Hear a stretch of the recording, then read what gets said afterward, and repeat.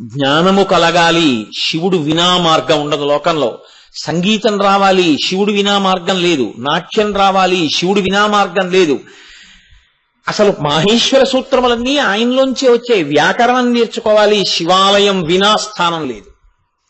వ్యాకరణ మంటపం అని శివాలయంలో కడతారు. వ్యాకరణం నేర్చుకోవాలి అంటే గురువుగారు మడిబట్ట కట్టుకుని వచ్చి కూర్చుని వ్యాకరణ మంటపంలో కూర్చుని శిష్యుడికి చెప్తారు. వ్యాకరణ మంటపాలు శివాలయాల్లోనే ఉంటాయి. కాబట్టి ఏది నేర్చుకోవాలన్నా, ఏది భాషించాలన్నా, ఏది అనుగ్రహింపబడాలన్నా శివానుగ్రహం లేకుండా ఏదీ రాదు. వచ్చిందని అనుకున్నా అంత అశాశ్వతమైనది ఇంకోటి ఉండదు. కాబట్టి శివానుగ్రహమే శాశ్వత సుఖమునకు ప్రాతిపదిక. హవిహి యజ్ఞమయ అని పిలుస్తారు శివుణ్ణి. హవిహి అంటే యజ్ఞ సంబంధమైనటువంటి సంభారములు. హవిస్వరూపుడు అని. యజ్ఞం చెయ్యాలి అని మనం అనుకున్నాం అనుకోండి, అసలు భూమిని శుద్ధి చేయవలసి ఉంటుంది. భూమిని శుద్ధి చేసిన తరువాత అక్కడ కొత్త ఇటుకలు తీసుకొచ్చి ఆ ఇటుకలతో యజ్ఞ వేదిని నిర్మాణం చేస్తారు. ఆ యజ్ఞ వేదిని నిర్మాణం చేసి అందులో ఆరణి మంధనము అని చేస్తారు. యజ్ఞంలో లౌకికాగ్నితో వెలిగించకూడదు, అందులో అగ్గిపుల్ల గీసి వెలిగించారు. ఆరణి మంధనం చేసి ఆ వచ్చినటువంటి అగ్నిహోత్రాన్ని యజ్ఞంలో ప్రతిష్ఠిస్తారు. ఆ తరువాత సమిధలు మొదలైన అందులో వేసి ఆ వచ్చినటువంటి అగ్ని కీలల యందు హవిస్సు సమర్పణం చేస్తారు దేవతలను ఉద్దేశించి. ఇందులో ప్రతి పదార్థము కూడా శివస్వరూపమే. ఆయన యొక్క అనుగ్రహం లేకుండా యజ్ఞం చెయ్యడానికి కావలసినటువంటి ఏ సంభారము లభించదు. ఎందుచేత అంటే ఆయనకి శర్వహ అని పేరు. ఆయన భార్య అమ్మవారికి శర్వాణి అని పేరు. వాళ్ళిద్దరూ భూ సంబంధమైనటువంటి ఐశ్వర్యాన్నంతటినీ వాళ్లే కృప చేస్తారు. మీకు నేను ఎన్నో పర్యాయములు దానిని ఈ ప్రసంగాలలో ఆవిష్కరించాను. ప్రధానంగా కావలసినది దర్భ. దర్భ ఉదకముల యొక్క శక్తి చేత, ఉదకములలో ఉండేటటువంటి పరమతేజోంశ చేత దర్భ ఏర్పడుతుంది అని మనకి వేదంలో ఒక మంత్రంలో చెప్తారు. అందుకని భూమి మీద దర్భ వస్తే తప్ప, అసలు ఆ దర్భలు చేతితో పట్టుకుంటే తప్ప యజ్ఞం చేయడం కుదరదు. అందుకని దర్భలు శివస్వరూపం, భూమిలోంచే రావాలి. అందులో వేసేటటువంటి ఓషధులు భూమిలోంచి వస్తాయి. ఇటుకలు తయారు చేయాలంటే భూమిలో మట్టితోటే ఆ ఇటుకలు తయారు చేయవలసి ఉంటుంది. కాబట్టి యజ్ఞమునకు కావలసినటువంటి సంభారములనన్నిటినీ కూడా కేవలముగా భూ సంబంధమైన వాటితోటే ప్రారంభం చేస్తారు. శృక్కు, స్రోవం అని రెండు వాడతారు. అవి కూడా దారు వికారం. చెట్టు యొక్క దారువుని, ఆ కాండమును మలచి శృక్కు, స్రవం తయారు చేసి ఆ నీతిని వాటిని సమర్పణం చేస్తారు. అందుకని అసలు యజ్ఞానికి సంబంధించి ఏవి చెయ్యాలన్నా ఆయన అనుగ్రహం లేకుండా అసలు యజ్ఞం చెయ్యడం అనేటటువంటి మాట సంభవం కానే కాదు. ఆయన హవిహి, ఆయనే యజ్ఞమయ. యజ్ఞము యొక్క స్వరూపము ఆయనే అయి ఉంటాడు. ఎందుకని ఆ మాట అంటారంటే, యజ్ఞము దేని కొరకు చేస్తారు అంటే, వ్యక్తి స్థాయిలో అయితే ఐహిక, ఆముష్మిక అని రెండు ప్రయోజనాలు ఉంటాయి. ఐహికము అంటే ఇక్కడ ఈ భూమి మీద ఉండగా తీరవలసినటువంటి కోరిక ఏదైనా తీరకపోయినా అలా తీర్చుకోవడానికి యజ్ఞమే సాధనము అని మనకి వేదం చెప్తోంది. దశరథ మహారాజు గారికి పుత్ర సంతానం కలగలేదు. ఆయనకి పుత్ర సంతానం కావలసి వచ్చింది. అప్పుడు ఆయన ఏం చేయవలసి వచ్చింది? ఇష్టి, పుత్రకామేష్టి అంటారు. ఆ ఇష్టిని సంకల్పం చేశారు. అలాగే అశ్వమేధ యాగము, ఈ రెండిటిని సంకల్పం చేసి పూర్తి చేస్తే రామచంద్ర ప్రభువు ఆయనకి కుమారుడిగా జన్మించాడు. కాబట్టి ఇహమునందు ఏదైనా కోరిక తీరాలి అంటే యజ్ఞము చేసి ఆ కోరిక తీర్చుకుంటారు. రెండవది ఆముష్మికము, అంటే కొంత పుణ్యాన్ని సంపాదించుకుని ఆ పుణ్యం వలన ఊర్ధ్వలోకముల యందు సుఖపడాలి, అక్కడ ఉండాలి కొన్నాళ్ళు దేవతాస్వరూపంగా అనుకున్నా కూడా యజ్ఞమే ప్రధానము. అందుకే 100 యజ్ఞములు చేసినటువంటి వాడు ఇంద్ర పదవిని అలంకరిస్తాడు అని. కాబట్టి శతక్రతుహు అని పిలుస్తూ ఉంటారు. యజ్ఞము ఆ విధంగా వ్యక్తి స్థాయిలో ఐహిక, ఆముష్మిక ప్రయోజనములను సమకూరుస్తుంది. కాదు కేవలముగా యజ్ఞం అనేటటువంటిది ఐహిక ఆముష్మిక ప్రయోజనములను మాత్రమే తీసుకొచ్చేదైతే వ్యక్తి మాత్రమే చేయవలసి ఉంటుంది. నాకు ఇహమునందు కోరికుంటే చెయ్యాలి, పరమునందు ఏదైనా కోరుకుంటే చెయ్యాలి, ఈ రెండూ నాకు అన్ని సమకూడాయని తృప్తితో ఉంటే అసలు చెయ్యక్కర్లేదు. అప్పుడు అందరూ కలిసి యజ్ఞం చేయవలసిన అవసరం ఏమైనా ఉంటుందా? ఎప్పుడూ ఉండదు. కానీ శాస్త్రం ఏమంటోందంటే యజ్ఞం చేసి తీరాలందరూ. ఎందుకు యజ్ఞము చెయ్యాలి అంటే యజ్ఞము చేయుట, యజ్ఞము చేసేటప్పుడు దానికి సాయపడుట, ఈ రెండు జీవితంలో చేసి తీరాలి. అసలు భార్యని స్వీకరించేది అందుకే, ఎడం పక్కన కూర్చోబెట్టుకుని యజ్ఞం చేయడానికి. ఆ యజ్ఞం ఎందుకు చెయ్యాలి అంటే పరమేశ్వరుడు ఏర్పాటు చేసినటువంటి ఒక వ్యవస్థ నడుస్తూ ఉండాలి. దాన్ని ధర్మచక్రము అంటారు. ఆ చక్రం తిరుగుతూ ఉండాలి ఎప్పుడు. ఆ చక్రం తిరగడంలో తేడా వచ్చిందనుకోండి, ధర్మచక్రమునకు హాని కలుగుతుంది. అప్పుడు ఈశ్వరుడు తద్దోషకారకులను బంధిస్తాడు. మనం ఇక్కడ నిలబడాలి, ఈ భూమి మీద ఉండాలి. ఉండాలి అంటే మనకు ఆహారం కావాలి, గాలి కావాలి, నీరు కావాలి. నీరు కావాలి అంటే నీటికి అధిదేవత వరుణుడు, వర్షానికి అధిదేవత ఇంద్రుడు. అలాగే ఇక్కడ కూడా అధిదేవతలు ఉంటారు. కంటికి అధిదేవత సూర్యచంద్రులు. ఒక్కొక్క ఇంద్రియానికి, ఒక్కొక్క అవయానికి ఒక్కొక్క అధిదేవత ఉంటారు. కాబట్టి ఐహిక ఆముష్మికములందు ఇక్కడ మనం అందరం సుఖంగా ఉండాలి అన్న కోరిక ఉంటుంది. కాబట్టి యజ్ఞమును యాగమును మానుట అన్నది ఉండనే ఉండకూడదు. యజ్ఞయాగాదులు నిరంతరము జరుగుతూ ఉండవలసిందే.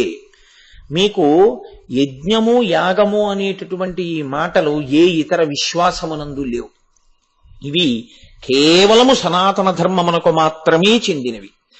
యజ్ఞమును సంకల్పం చేసి అగ్నిహోత్రాన్ని రగల్చి సమంత్రకంగా దేవతలకి హవిస్సు సమర్పించడం అనేటటువంటి ప్రక్రియ, ఆ కృతజ్ఞతతో జీవించాలనేటటువంటి సిద్ధాంతము కలిగిన ఏకైక ధర్మము సనాతన ధర్మం ఒక్కటే. అందుకే యజ్ఞము యాగము ఈ రెండు చెయ్యడం, సమంత్రకంగా దేవతలకి హవిస్సు ఇవ్వడం ఏ ఇతర విశ్వాసమునందు ఉండదు. అది వేదప్రోక్తము, ఈశ్వర ప్రోక్తము. కాబట్టి మనం యజ్ఞయాగాది క్రతువులను ఎన్నడూ విస్మరించకూడదు. ఎప్పుడూ అవి జరుగుతూనే ఉండాలి. కాబట్టి పరమేశ్వరుడు యజ్ఞమయ, అది ఆయన చేసినటువంటి ఏర్పాటు, అది ఆయన పెట్టిన వ్యవస్థ. లేకపోతే మేమిచ్చిన వర్షానికి వీళ్ళు హాయిగా పంటలు పండించుకు తింటున్నారు, కానీ దేవతల్ని మర్చిపోయారు, ఈశ్వర వ్యవస్థని మర్చిపోయారు. ఇచ్చినవాడు ఒకడు ఉన్నాడన్న భావన మరిచిపోయి కృతజ్ఞతతో బతుకుతున్నారని ఈశ్వరుడు ఆగ్రహిస్తే ఉపద్రవ స్వరూపాన్ని పొందుతుంది. ఉపద్రవం అంటే ఏదో అయిపోదు. ఉపద్రవం అంటే ఒకటే, ఈ పంచభూతములు ప్రకోపం పొందేట్టుగా చేస్తాడు ఈశ్వరుడు. గాలి గాలి గాలిగా వీచిందనుకోండి, హాయిగా ఉంటుంది. గాలి గాలిగా వీచకుండా ప్రభంజనుడు అయ్యాడనుకోండి, అమిత వేగంతో వీచిందనుకోండి, ఆయన ప్రభంజనుడు అంటే విరిచేస్తాడన్ని. ఆయనకి ఏది అడ్డొచ్చిందో అవన్నీ పడిపోతాయి, అవన్నీ విరిగిపోతాయి, అవన్నీ తొలగిపోతాయి, అపార నష్టం జరిగిపోతుంది. నీరు ప్రవాహం చక్కగా వెళ్ళిందనుకోండి, మనందరం సంతోషంగా ఉంటాం. అతి ఉద్ధృతితో వచ్చిందనుకోండి, వరద అడ్డొచ్చిన వాటినన్నింటినీ పట్టుకెళ్ళిపోతుంది, ఉన్న సంపద వెళ్ళిపోతుంది. అగ్ని ఆయన శాసనానికి లోబడి ఉంటే అగ్నిహోత్రుడు మనకు అన్నం కూడా వండి పెడతాడు. మన ఇంటి వంటవాడెవరు అంటే అగ్నిహోత్రుడే, ఆయనే వండి పెడుతున్నాడు. ఆయన కర్మ. హవ్యం వహతి దేవానాం కవ్యం కవ్యాసినామపి పాకంచ కురితే వహ్ని శంకరశైవ శాసనాత్. పరమేశ్వరుడు యొక్క శాసనాన్ని ఔదల దాల్చి అగ్నిహోత్రుడు ఇంటింటా పాచకుడై అన్నం వండి పెడుతున్నాడు. ఆయనకేం కర్మ అంటే ఆయనకి మనం హవిస్సిస్తాం, కృతజ్ఞత చెప్తాం. కాబట్టి నాకు ఇప్పటికీ బాగా జ్ఞాపకం, మా చిన్నతనంలో ఈ గ్యాస్ పొయ్యిలు ఉండేవి కావు. కట్టెల పొయ్యి మీద వంట చేసి వంటంతా అయిపోయిన తర్వాత కట్టెల్ని జార్చేయడం అని వెనక్కి తీసేసేవారు.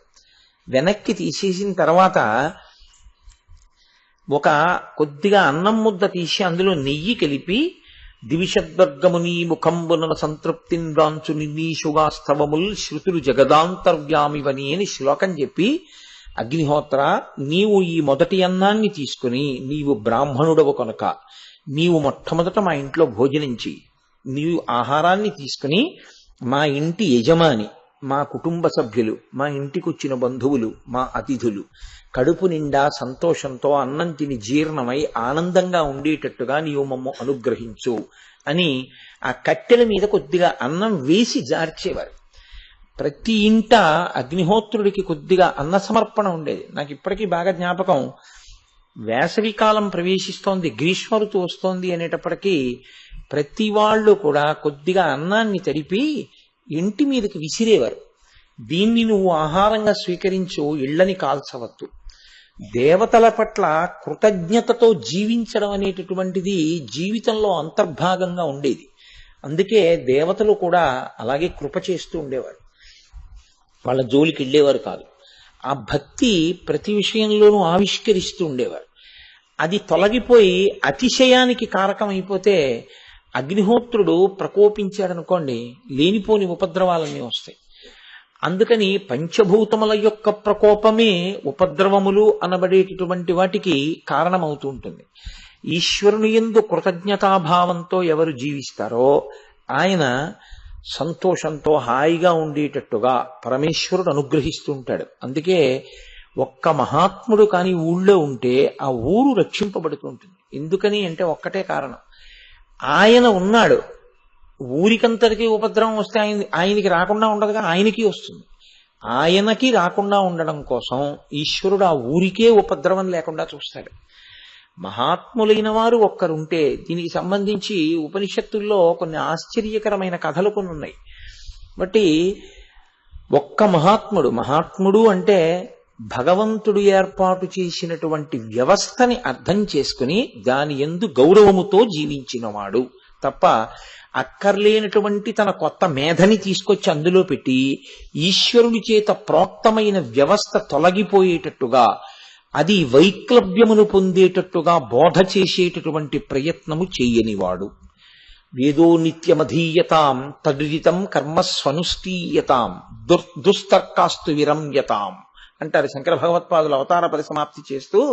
దుస్తర్కాస్తు విరమ్యతాం, వేదం ఎలా చెప్పిందో అలా బతుకు, ఈశ్వరుడి పట్ల గౌరవంతో జీవించు, ఈశ్వరుడు నిన్ను మన్నన చేస్తాడు, చక్కగా కాపాడతాడు అంటారు. నేను నిన్ను మీతో మనవి చేసింది ఇదే, దీనికే ధర్మము అంటారు. ఈశ్వరుడు ఏది చెప్పాడో దాన్ని పట్టుకుని బతకడానికే ధర్మం అని పేరు. అందుకే రామాయణానికి సంబంధించినటువంటి సారమంతా కూడా ఒక చోట గొప్పగా నిక్షిప్తమైంది. చూడండి, పిల్లలు ఇప్పుడంటే అది కూడా బాగా తగ్గిపోయింది. ఎక్కడ పడితే అక్కడే దొరికితే తినడం అనేటటువంటి సంప్రదాయం వచ్చేసింది కదా. పూర్వం ఎక్కడికైనా పిల్లలు బయలుదేరి వెడుతుంటే తల్లి నిలవ ఉండేటటువంటి పదార్థాన్ని మూట కట్టి ఇచ్చేది. ఓ బట్టలో మూట కట్టి ఇచ్చేవారు. నేను అమ్మ ప్రయాణం వెడుతున్నాను అంటే ఏదో 2 మినప రొట్లు, అందులో ఇంత ఏ మాగాయో ఆవకాయో వేసి మూట కట్టి ఇచ్చేవారు. ఇవి నిలవ ఉన్న కొద్దీ ఊరుతాయి, మంచి రుచిని పొందుతాయి. అటువంటి పదార్థాన్ని కట్టిచ్చేవారు. వీళ్ళు ఎక్కడో దారి మధ్యలో ఆకలి వేసినప్పుడు వాళ్లతో తెచ్చుకున్నటువంటి పదార్థాన్ని తింటే వాళ్ళు దాని వలన శక్తిని పొంది మళ్ళీ వెళ్ళేవారు. అలాగే శ్రీరామాయణంలో రామచంద్రమూర్తి అరణ్యవాసానికి వెడుతున్నాడు. అరణ్యవాసానికి నేను వెళ్ళాలి అని సంకల్పం చేసిన తరువాత రామచంద్రమూర్తి వెళ్లి చెప్పి మొట్టమొదట నమస్కారం చేసి అనుమతిని అర్థించింది కౌసల్యామాతని. మాతృదేవో భవ, రాశీభూతమైన ధర్మం కదండి రాముడంటే. ఆవిడ దగ్గరికి వెళ్ళి నమస్కారం చేశాడు. తల్లి సహజమైన ప్రేమతో ఆవిడ చాలాసేపు వాదన చేసింది, నువ్వు వెళ్ళడానికి వీల్లేదు, నీతో నేను వచ్చేస్తానంది. తర్వాత రాముడు ధర్మం చెప్పాడు. అమ్మా భర్తుక్కిల పరిత్యాగో నృశంస కేవలం స్త్రియా సభవత్యన కర్తవ్యం మనసాపి విగర్హితం. భర్తని విడిచిపెట్టి దూరంగా ఉంటాను ఏ కారణం చేతైనా సరే, దూరంగా నేను ఉంటాను అని అనుకున్న స్త్రీ ముఖం కూడా చూడకూడదు. అటువంటి స్త్రీ గర్హనీయ. కాబట్టి నువ్వు అలా అనకూడదు, తప్పు. ఎంత ప్రేమ కలిగిన కొడుకుని నేనైనా తండ్రి గారిని నువ్వు సేవించాలి, నేను తండ్రికి నమస్కరించాలి. అదే ఈశ్వర ప్రోక్తమైన ధర్మం. కాబట్టి నువ్వు దశరథుండి సేవించు అన్నాడు. ఆవిడ రాముడు తప్పకుండా ఇంకా అరణ్యవాసానికి వెళ్ళిపోతాడు ధర్మానికి కట్టుబడి అని నిశ్చయం చేసుకుంది. ఆవిడంది రాముడికి ఆశీర్వచనం చేస్తూ ఆవిడ ఒక సందేశం ఇచ్చింది. ఆ సందేశం పిల్లవాడికి అమ్మ సద్దెన్నపు మూట కట్టి ఇవ్వడం, రొట్టె కట్టి ఇవ్వడం ఎలా ఉంటుందో అటువంటి మాట ఒకటి చెప్పింది. యం పాలయసి ధర్మం త్వం ధృత్వ్యాచ నియమేన చ సవై రాఘవశార్ధూల. రామ, నీవు మొట్టమొదటి నుంచి ధర్మం ధర్మం ధర్మం ధర్మం ఆ ధర్మాన్నే పట్టుకున్నావు. అది కూడా ఎలా పట్టుకున్నావు? ధృత్వ్యాచ నియమేనచ. ఎంత పెద్ద ఇదే రామాయణాన్నంతటికీ కొనసాగించి.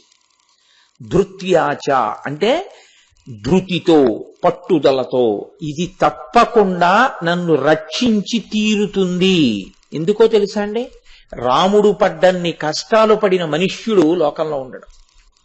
ఒక చోట అరణ్యకాండలో ఆయనే చెప్పుకున్నాడు. రాజ్యాద్భ్రంశో వనే వాసః సీతా నష్టో హతో ద్విజః ఈదృశీయం మమావస్థ నిర్దహేతపి పావకః. తండ్రి గారు అరణ్యానికి వెళ్ళిపోమన్నాడు. రాజ్యమా పోయింది. వెంట వచ్చిన భార్య రాక్షసుడి చేత అపహరింపబడింది. నన్ను స్నేహంతో రక్షించడానికి వచ్చినటువంటి పక్షి జటాయువా సంహరింపబడ్డాడు. అంత బాధ ఉండేది కాదు. రాముడు సంగతేమో, కానీ రాముణ్ణి పూజించడానికి దేవాలయాలు రామాయణం మాత్రం ఉండవు కదండి. ఈ మాట ఎక్కడంది కౌసల్య? ధృత్వ్యాచ నియమేనచ. రామ, నియమంతో పట్టుకో, ధృతితో పట్టుకో. ఈ ధర్మం, ఏ ధర్మాన్ని పట్టుకుని ఇవాళ నువ్వు అరణ్యానికి వెళ్ళిపోతానంటున్నావో, ఆ వెళ్ళినప్పుడు వచ్చిన కష్టాలలో మాత్రం ఇదొక్కటి వదిలిపెట్టదు. ఇదే పట్టుకో. అదేం చేస్తుందో తెలుసా? సవై రాఘవశార్దూల. ఓ రాఘవశార్దూల, రఘువంశంలో జన్మించినటువంటి మహానుభావుడా, ఇదే నిన్ను రక్షించి తీరుతుంది. కౌసల్యాదేవి ఆ రోజున శ్లోకంలో ఏ మాట చెప్పిందో అదే రామచంద్రమూర్తికి సందేశం. ఎందుకో తెలుసా అండి? రాముడికి తిన్నగా సందేశం ఇచ్చినటువంటి వాళ్ళు ఇంకా ఎవ్వరూ లేరు. అడవికి వెళ్తున్నప్పుడు మిగిలిన వాళ్ళందరూ ఏడిచిన వాళ్ళు, గుండెలు బాదుకున్న వాళ్ళు, బాధపడ్డ వాళ్ళు వాళ్లే. కౌసల్య ఒక్కతే అటువంటి శ్లోకాన్ని రామాయణంలో చెప్పింది. మహర్షి దానికంత పెద్దపీట వేసి ఎందుకు ఇచ్చారో తెలుసా అండి? బిడ్డలకి ధర్మము అన్న మాట బాగా అబ్బేది ఎవరి వల్ల? తండ్రి వలన కాదు. ఎందుచేత అంటే తండ్రి మాట కన్నా మొట్టమొదట ఎవరి మాట బిడ్డలలో బాగా నాటుకుంటుంది అంటే తల్లి చెప్పిన మాట నాటుకుంటుంది. అందుకని ధర్మ ప్రచోదనం ఎవరు చెయ్యాలి? తల్లి చెయ్యాలి బిడ్డలకి. ధర్మం కోసం నిలబడు, ఆ మాట చెప్పగలిగితే చాలు. తల్లి మాట ఎంత దూరమైనా పెడుతుందండి. భగత్ సింగ్ తల్లి మృత్యువు ఒడిలో ఉండి మృత్యుశయ్య మీద పడుంటే ఆయన తప్పించుకుని వచ్చి, అమ్మా ఈ స్థితిలో నిన్ను విడిచి వెళ్ళిపోనా అంటే ఆవిడంది, నేను నిన్ను కన్న తల్లిని, నన్ను రక్షించడం కోసం నువ్వు ఇన్ని కోట్ల మందిని కన్న తల్లి అయినటువంటి భరతమాతని దాస్య శృంఖములను ఛేదించి ఆవిడ్ని బయటికి తీసుకురావడానికి ప్రయత్నం చేయకుండా నా దగ్గర ఉండిపోతే కృతజ్ఞుడైన కొడుకు నాకు పుట్టాడన్న బాధతో వెళ్ళిపోతాను. అదే నువ్వు నన్ను విడిచిపెట్టి భరతమాత దాస్య శృంఖలాలను ఛేదించడానికి నువ్వు స్వాతంత్ర సంగ్రామంలో పాల్గొంటే నా కొడుకు గొప్ప కొడుకు అని సంతోషంతో వెళ్ళిపోతానంది. మహానుభావుడు తన జీవితాన్ని సమిధ కింద సమర్పించాడు స్వాతంత్ర సంగ్రామంలో. తల్లి చెప్పిన మాట ధర్మంలో పూనికనిస్తుంది. ఆ ధర్మమే సర్వకాలముల యందు రక్ష చేస్తుంది. అందుకే యజ్ఞమయ, ఆయనే యజ్ఞముల యొక్క స్వరూపుడు. ఆయన స్వతహాగా పరమసత్వగుణంతో ఉంటాడు. శివుడు మహాజ్ఞాని. ఆయనని మించిన జ్ఞానం ఎక్కడ ఉంటుందంటే రాశీభూతమైన జ్ఞానమే శివుడు. జ్ఞానము కలగాలి, శివుడు వినా మార్గం ఉండదు లోకంలో. సంగీతం రావాలి, శివుడు వినా మార్గం లేదు. నాట్యం రావాలి, శివుడు వినా మార్గం లేదు. అసలు మాహేశ్వర సూత్రములన్నీ ఆయనలోంచే వచ్చాయి. వ్యాకరణం నేర్చుకోవాలి, శివాలయం వినా స్థానం లేదు. వ్యాకరణ మంటపం అని శివాలయంలో కడతారు. వ్యాకరణం నేర్చుకోవాలి అంటే గురువుగారు మడిబట్ట కట్టుకుని వచ్చి కూర్చుని వ్యాకరణ మంటపంలో కూర్చుని శిష్యులకి చెప్తారు. వ్యాకరణ మంటపాలు శివాలయాల్లోనే ఉంటాయి. కాబట్టి ఏది నేర్చుకోవాలన్నా, ఏది భాషించాలన్నా, ఏది అనుగ్రహింపబడాలన్నా శివానుగ్రహం లేకుండా ఏదీ రాదు. వచ్చిందని అనుకున్నా అంత అశాశ్వతమైనది ఇంకోటి ఉండదు. కాబట్టి శివానుగ్రహమే శాశ్వత సుఖమునకు ప్రాతిపదిక. కాబట్టి ఆయన ఎప్పుడు సత్వగుణంతో ఉండేటటువంటి వాడు. ఆయన ఎప్పుడూ కూడా సాత్వికమైనటువంటి స్వరూపంతోటే ఉంటాడు. అవ్యగ్రహ, ఆయన కోపంతో ఉండేవాడు కాదు. మనసు చిన్నబుచ్చుకొని వెంటనే పగ తీర్చుకునేటటువంటి లక్షణం ఉండేటంతగా మనసు ప్రకోపం చెందేవాడు కాడు.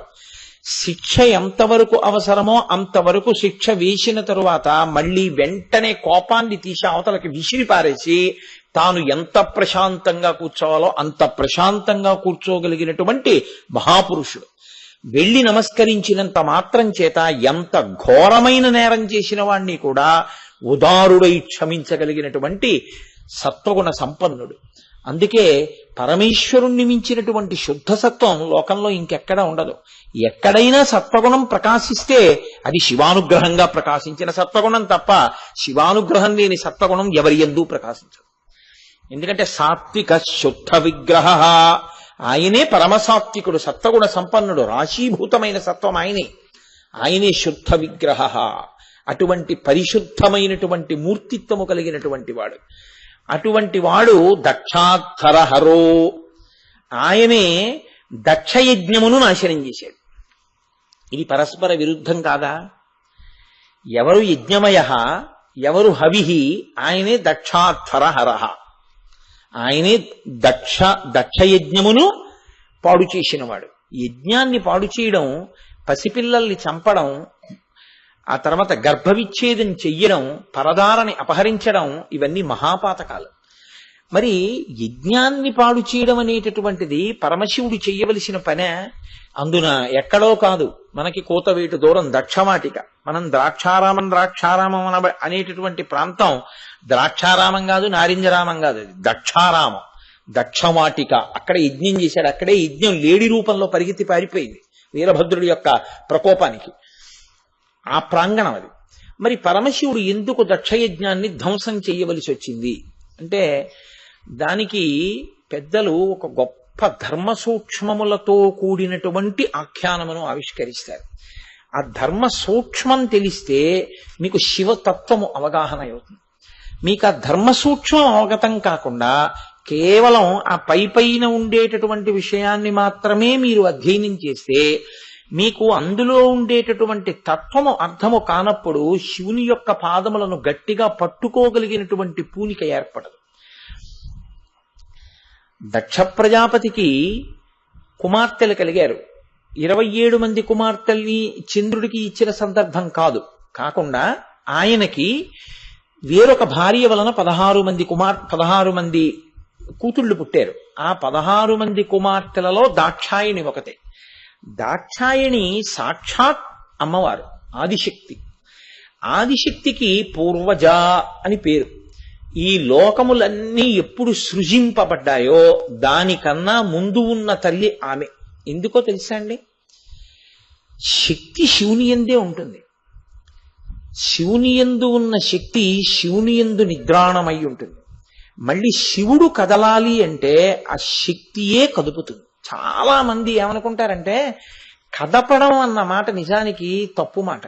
ఇప్పుడు నేను వాడింది కూడా పొరపాటే, కానీ నేను అర్థం చేసేటట్టుగా చెప్పాలన్న ప్రయత్నంలో ఆ మాటని ముందు వాడి దిద్దుబాటుకు ముందు మాటలోకి పెడుతున్నాను. కదపడము అంటే ఏమిటి? బయట ఉన్నది ఇంకొక వస్తువుని కదిపితే కదపడం అంటారు. నేను ఇలా అన్నాను అనుకోండి, కదిపాను అంటారు. ఎవరైనా వచ్చి నన్ను ఇలా అన్నారనుకోండి, నన్ను కదిపాడు అంటారు. శంకరాచార్యులు వారు అలా అనలేదు అమ్మవారి గురించి. శివశక్త్యాయుక్తో యద్భవతి శక్త ప్రభవితుం నచే దేవం దేవో నఖలు కుశల స్పందితుమపి అన్నారు. స్పందన అన్న మాట బయటి కదలిక కాదు, నా హృదయం స్పందించిందండి అంటాడు. స్పందన అన్నది లోపలి కదలిక. ఆయన ఏ కదలికలు లేకుండా తనలో తాను రమిస్తూ పరబ్రహ్మమై కూర్చుని ఉన్నటువంటి వాడు పరమేశ్వరుడు. అది ఎలా ఉంటుందంటే అలలు లేని చెరువులా ఉంటుంది. అప్పుడు అది గాజు పళ్ళెం పెట్టేసినట్టు ఉంటుంది. ఇప్పుడు మీరు ఒక చిన్న రాయి వేశారనుకోండి, ఆ చెరువులోనే అలలు వస్తాయి. అంటే నీటిలో కదలికలు వచ్చాయి. నీటిలోనే కదలికలు వచ్చినట్టు ఏ కదలిక లేకుండా తనలో తాను రమిస్తూ ఆనందానుభవంలో ఉండిపోయి పరబ్రహ్మముగా సత్యం శివం సుందరంగా ఉండిపోయినటువంటి పరమేశ్వరుని యందు కదుపుతుంది ఆవిడ స్పందన. ఆ స్పందన కలిగితే ఆయన ఏమనుకుంటాడంటే కోరిక కలుగుతుంది. అప్పుడు శివుడు కామేశ్వరుడు. కామము అంటే కోరిక పొందాడు. ఇప్పుడు ఆ కోరిక చేత ఆయన కామేశ్వరుడు అవుతాడు. అది మొట్టమొదట లోకంలో ఉన్న స్వరూపం, అదే మొదట ఉంటుంది. అప్పుడు ఆయన హిరణ్యరేత. ఆయన ఏం చేస్తాడంటే తనలో నుండి జలములను ఆవిర్భవింపచేస్తాడు. ఆ జలముల చేత హిరణ్య గర్భుడు అంటారు, ఒక బ్రహ్మాండం ఒకటి బంగారు రంగులో ఆవిర్భవిస్తుంది. అప్పుడు ఆయన నరనారాయణులను సృజిస్తాడు. ఆ నరనారాయణులు లోక రక్షకత్వాన్ని స్వీకరిస్తారు. చతుర్ముఖ బ్రహ్మగారు హిరణ్య గర్భుడై ఆయన లోక సృజన, లోక రచన చేస్తాడు. కాబట్టి అసలు తానొక్కడే ఉన్నవాడు అనేకముగా మారాలనేటటువంటి కోరిక ఆయన పొందితే కామేశ్వరుడు అవుతాడు. ఈ కోరిక పొందేటట్టుగా తనలో తాను రమిస్తున్న వాణ్ణి బహిర్ముఖుణ్ణి చేసేది ఆయనలోనే కదలిన కదలిక. కాబట్టి ఆవిడ ఆదిశక్తి, అది ఆయన యందే ఉంటుంది. ఆయనని ఆశ్రయించి ఉండకపోతే మీకు అసలు ఫలితము అన్నది కలగదు, విడదు. శక్తి విడితే మీరు తట్టుకోలేరు ఎప్పుడు. ఎందుకో తెలుసా అండి, ఇప్పుడు ఈ మైక్కి నేను చెప్పిన విషయాన్ని గట్టిగా వినిపించగలిగిన శక్తి కలిసే ఉంటాయి. అందులోంచి ఆ శక్తి విడివడదు. ఈ శక్తి విడిపోయిందనుకోండి, విద్యుత్తు దీని నుంచి విడిపోయిందనుకోండి, అప్పుడు ఇది పనిచేయదు. విద్యుత్తు దీని ఎందుంటే, ఈ ఉపాధిని విద్యుత్ ఆశ్రయిస్తే ఫలితం ఉంటుంది. కారు హార్స్ పవర్తో పరిగెడితే కారుకు ఉపయోగం ఉంటుంది. ఫ్యాను నడిస్తే గాలి వస్తుంది. ఉపాధి శక్తి కలిసి ఉంటేనే ప్రయోజనం ఉంటుంది తప్ప అసలు రెండు విడివడడం అనేటటువంటిది లోకంలో ఉండదు. కాబట్టి స్పందితుమపి. కాబట్టి ఆవిడ ఎప్పుడుంది, ఎక్కడుంది? శివుడు మొట్టమొదట ఉన్నాడు అని అనడమే తప్ప ఎప్పటి నుంచి ఉన్నాడు అన్నది మనం ఎలా చెప్పలేమో, ఆదిశక్తి కూడా అలాగే ఉండిపోయింది. ఆయనతోనే ఉంది ఆ శక్తి. ఉన్న శక్తి పరమశివుడు ఎంతటి సులభుడో, పరమశివుడు ఎంతటి కారుణ్యమూర్తో, అమ్మవారు కూడా అంతటి సౌలభ్యము అంతటి కారుణ్యము ఉన్న తల్లి. కాబట్టి ఆవిడకున్న గొప్ప గుణం ఏమిటంటే ఆవిడ జగజ్జనని, అఖిలాండ కోటి బ్రహ్మాండ నాయకి. అటువంటి తల్లిని లోక విరుద్ధమైన కోరిక కోరుతాడు ఒకడు. ఆయన ఏమంటాడంటే ఇది కీర్తికి పరాకాష్ఠ అంటారు. అంటే అందరూ అమ్మా అని పిలిస్తే నేను ఒక్కడిని అమ్మాయి అని పిలవాలనుకుంటాను. అంటే ఆమె నాకు కూతురు కావాలి. ఇప్పుడు లౌకికమైన ఆచారము చేత ఆమె నాకు నమస్కారం చెయ్యాలి, నేను ఆమెకి నమస్కారం చేయడం కాదు. దీనివల్ల వచ్చేటటువంటి ఇంకొక పెద్ద ప్రయోజనం ఏమిటో తెలుసా అండి? అమ్మవారు మీ కడుపున పుడితే పరబ్రహ్మము మీకు అల్లుడైపోతాడు. పరబ్రహ్మము అల్లుడు ఎందుకు అవుతాడో తెలుసా? తండ్రిగా అనుగ్రహిస్తుందేమో కానీ భర్తృస్థానంలో ఆవిడ మహాపతివ్రత. అందుకని ఎప్పుడూ ఆయనే ఉంటాడు. అందుకని ఈమె ఎన్ని మాటలు కన్యగా వస్తుందో అన్ని మాటలు ఆయన పరాత్పరుడు అవతార స్వీకారం చేసి కళ్యాణానికి ఆయన వస్తాడు. అది మీరు ఏ రూపాన్ని చూడండి. ఆయన రాముడిగా వస్తే ఆవిడ సీతమ్మగా వస్తుంది, ఆయన కృష్ణుడిగా వస్తే ఆవిడ రుక్మిణిగా వస్తుంది, ఆయన పార్వతిగా వస్తే ఆయన మళ్ళీ శివుడిగా వస్తాడు. ఆవిడ ఎన్ని అవతారాలు స్వీకరిస్తుందో అన్ని మాటలు ఈశ్వరుడు భర్తగా వస్తూ ఉంటాడు. కాబట్టి ఇప్పుడు పరబ్రహ్మమునకు అల్లుడవుతాడు. పరబ్రహ్మము యొక్క కాళ్ళు కడిగి కన్యాదానం చేసేటటువంటి అదృష్టం వచ్చింది కాబట్టి మోక్ష సిద్ధిని పొందుతాడు. పరమేశ్వరుణ్ణి పట్టుకోవడం కష్టమేమో, అమ్మవారిని కూతుర్ని చేసుకుంటే అయ్యవారు అల్లుడైపోయినట్టే. కాబట్టి దక్ష ప్రజాపతికి ఈ కోరిక పుట్టింది, అమ్మవారిని నా కూతుర్ని చేసుకోవాలి. అక్కడ వరకు దోషం పట్టడానికి ఏం లేదు, అది పరమభక్తి. కాబట్టి ఇప్పుడు ఆయన ఏం చేశాడంటే తపస్సు చేశాడు, అనుగ్రహించింది. అఖిలాండ కోటి బ్రహ్మాండ నాయకి అఖిలాండేశ్వరి అయినటువంటి అమ్మవారు అనుగ్రహించి ఆవిడంది తప్పకుండా నీ కడుపున పుడతాను, నీ కూతురిగా పుట్టాను కాబట్టి ఇంకొక పేరు పెట్టి పిలిస్తే నీకేం తృప్తిగా ఉంటుంది? నీ పేరు నా పేరులో కలిస్తే నీకు తృప్తి ఉంటుంది, లోకంలో శాశ్వతత్వం వస్తుంది. ఓ చూసావా దక్షుడు చేసుకున్న అదృష్టం అంటారు. కాబట్టి దాక్షాయిణి అని పిలువబడతాను. కాబట్టి దక్ష ప్రజాపతికి కూతురుగా వచ్చింది. ఆవిడ ఎవరికి కూతురుగా వచ్చినా ఆవిడ ఎవరికి చెందుతుంది? ఎవరికి చెందిన వస్తువు ఆవిడ? పరమేశ్వరుడికే. కాబట్టి ఆవిడ పరమశివునకు కన్యాదానం చేయబడింది. ఇప్పుడు పరమేశ్వరుడు ఆయనకు అల్లుడయ్యాడు. ఇక్కడ వరకు కథ బానే ఉంటుంది. ఉపద్రవం అంతా ఎక్కడొచ్చిందో తెలుసా అండి? అది అనుగ్రహము అన్న విషయాన్ని మరిచిపోయాడు. మరిచిపోయి దాని స్థానంలోకి ఏం తెచ్చాడంటే దేహ సంబంధాన్ని తెచ్చుకున్నాడు. ఇప్పుడు నాకు అల్లుడు కదండి, అల్లుడు నేను మామగారిని కదా, ఆయన నాకు నమస్కారం పెట్టాలి కదా. అల్లుడుగా ఆయన అవడం నన్ను తరింపజేయడానికే గాని అల్లుడిగా ఉన్నంత మాత్రం ఆయన నాకు అల్లుడు అవడానికి ఆయన పుట్టినవాడు కాడు. పుట్టింది కూతురు, ఆవిడ కూడా అనుగ్రహించడానికి పుట్టింది. ఆయన సొత్తు కాబట్టి ఆయనకి ఇల్లాలయ్యింది. ఆయన నాకు అల్లుడు లౌకికంలో నన్ను తరింప చేయడానికి, అంతేకాని ఆయన నాకు అల్లుడని నా కాళ్ళు పట్టాలని నాకు నమస్కారం చెయ్యాలని అలా కోరుకోకూడదు కదా అన్న ఇంగిత జ్ఞానం పోతుంది. ఎందుకు పోతుందో తెలుసా అండి? దేహ సంబంధములు ఒక స్థాయిలను కల్పించి అహంకారమునకు కారణమవుతాయి. ఏమైపోతుందంటే ఎంత ప్రాజ్ఞుడైనా కానివ్వండి, ఆయనతో బంధుత్వం వచ్చిందనుకోండి, ఓ అల్లుడో ఓ బావమరిదో వరుసకు అయ్యాడు అనుకోండి, ఇంకక్కడి నుంచి ఏమిటంటే నాకు బావమరిదే అవుతాడంటే ఇతను అని బంధుత్వం చెప్పి భుజం మీద చెయ్యేస్తాడు. ఆయన భుజం మీద చెయ్యి వేయించాలాగా మర్చిపోతాడు యుక్తాయుక్త విచక్షణ. ఎందుకంటే దేహ సంబంధం ఆయన యొక్క శక్తిని కప్పేస్తుంది. అజ్ఞానం చేత యువతలవాడి యందు కప్పేసి ఆయన స్థాయి ఏమిటో తన స్థాయి ఏమిటో మర్చిపోతాడు. మరిచిపోయి ఆయన తన ముందు ఆ బంధుత్వం చేత అలా నిలబడాలని కోరుకుంటాడు. ఇప్పుడు అలా నిలబడడానికి ఈశ్వరుడికి ఏమీ బాధ ఉండదు. ఈశ్వరుడు నిస్సంగుడు, అందుకని ఆయన అలాగే నిలబడతాడు. దానికి ఏది పోన్లేని నీ కల్లుడిని అంటాడు. పాడైపోయేవాడు ఎవరో తెలుసా అండి? అలా కోరుకున్నవాడు ఎవడో వాడు పారై తీరుతాడు. ఎక్కడంటే ఎందుకంటే ఆ ఉద్ధతి వెళ్ళిపోతుంది, వెళ్ళిపోయి అపచారం వైపు కెడుతుంది ఆఖరికి. ఇది ప్రమాదం తీసుకొచ్చేటటువంటి స్థితి. అక్కడే పడిపోయాడు దక్ష ప్రజాపతి. అసలు అప్పటి వరకు దక్ష ప్రజాపతికి పరమేశ్వరుడికి ఏమీ ఇబ్బంది లేదు. ఇబ్బంది రావడానికి పరమేశ్వరుడి వైపు నుంచి ఉండదు, ఎప్పుడూ ఉండదు. రావడం అన్నది ఎక్కడి నుంచి రావాలి? దక్ష ప్రజాపతి వైపు నుంచే రావాలి. ఎందుకు రావాలి అంటే మనుష్యుల యొక్క మనస్సులు ఎంత విచిత్రంగా ఉంటాయో చూడండి. ఒకానొకప్పుడు ప్రజాపతులు అందరూ కలిసి ఒక యజ్ఞం చేశారు.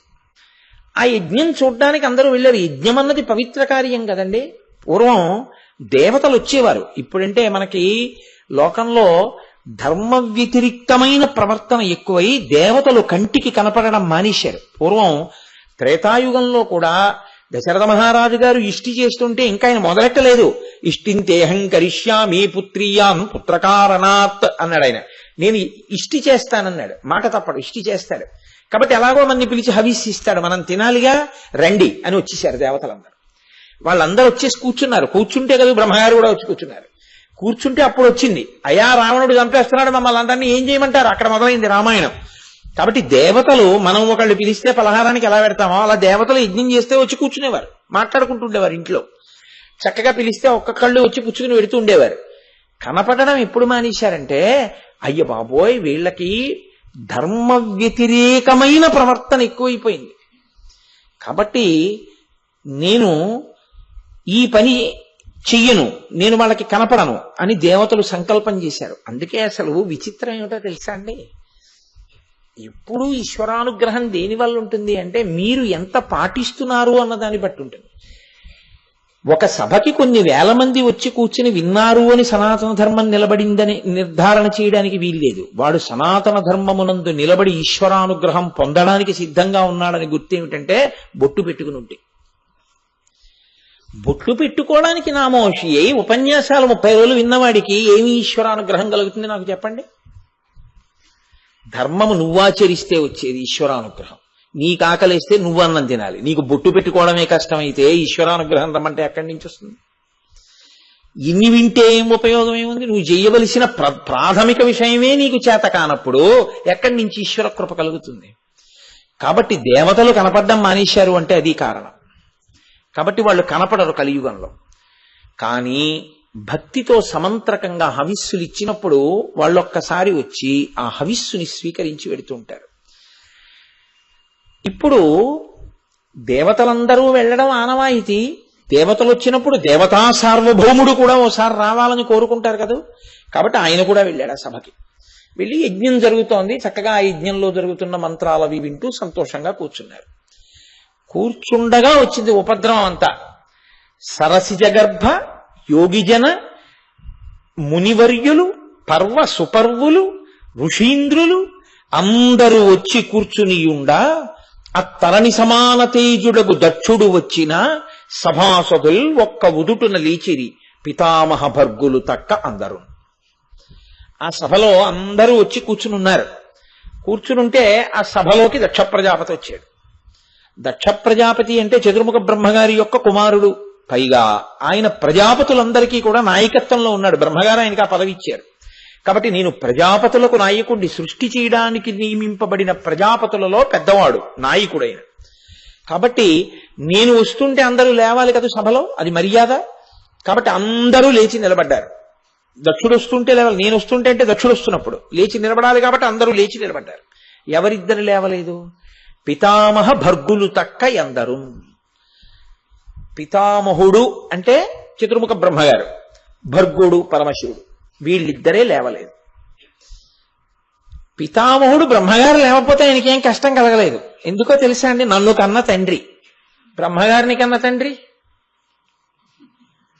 అసలు లోకంలో సృష్టి మొదలు ఆయన దగ్గర నుంచే కదా. ఆయనలోకి లయమే ఆయనలోంచి మొదలవుతోంది. బ్రహ్మగారే లేవక్కర్లేదన్నప్పుడు శివుడు ఎందుకు లేస్తాడు? శివుడు లేవక్కర్లేదు. తనకన్నా పెద్దవాళ్ళు, తనకన్నా మేధావులు, తనకన్నా అధికులు లేవక్కర్లేదుగా సభలో. కాబట్టి పరమశివుడు కూడా లేవలేదు. కానీ ఆయన పార్వతీదేవితో చెప్పాడు ఒక రహస్యాన్ని. నేను అది విష్ణువుకి శివుడికి ఉండే సంబంధం అంత గొప్పగా ఉంటుంది. ఆయనకి నమస్కరించుకుంటాడా? నమస్కరించడు. ఆయన ఏం చేయాలి? సర్వభూతముల యందు వసించి ఉండే దేవుడిగా వాసుదేవుడు అన్నవాడున్నాడే, ఆయనకి నేను నమస్కారం చేశాను పార్వతి. ఉపాధికి చెయ్యకూడదు, నేను లేచి చేయడం కుదరదు, అందుకని లేవలేదు. మీ నాన్నకి ఇది అర్థం కాలేదు. ఎందుకు అవ్వలేదో తెలుసా? నువ్వు పుట్టి కన్యాదానం చేసే వరకు ఉందా బుద్ధి. నా అల్లుడు అన్న భావన రాగానే, దేహ సంబంధం మనసులో నాటుకోగానే, ఈయన నేనొస్తే లేవలసిన వాడు అన్న భావన నాటుకుంది ఇప్పుడు, నా అల్లుడు అని. కాబట్టి ఆయనకి కోపం వచ్చి ఇక మాట్లాడడం ఇంకా ఒకసారి కోపం అంటూ వచ్చేయాలే కానీ నోటికి హద్దు ఏమిటి? అయితే విచిత్రం ఏమిటో తెలుసా అండి? పరమేశ్వరుడి విషయంలో మీరు ఎంత నింద చేద్దామన్నది స్తోత్రమే అవుతుంది. ఆయన్ని నిందించడానికి ఏమి ఉండవు.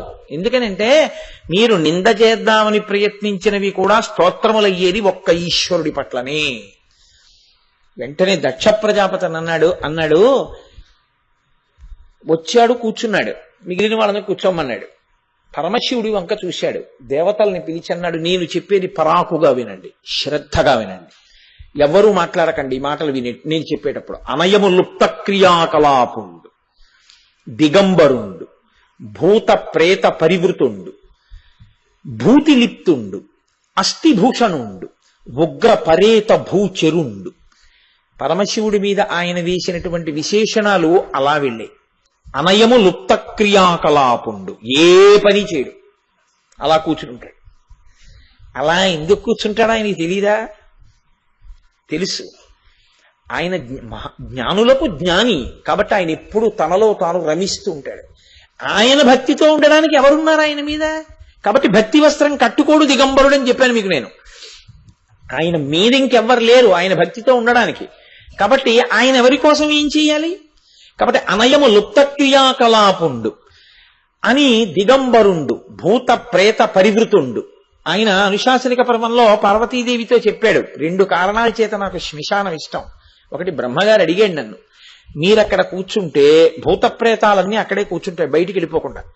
మీరు కానీ అక్కడ కూర్చోపోతే వాటిని అదుపు చేసేవాడు ఎవరు లేడు.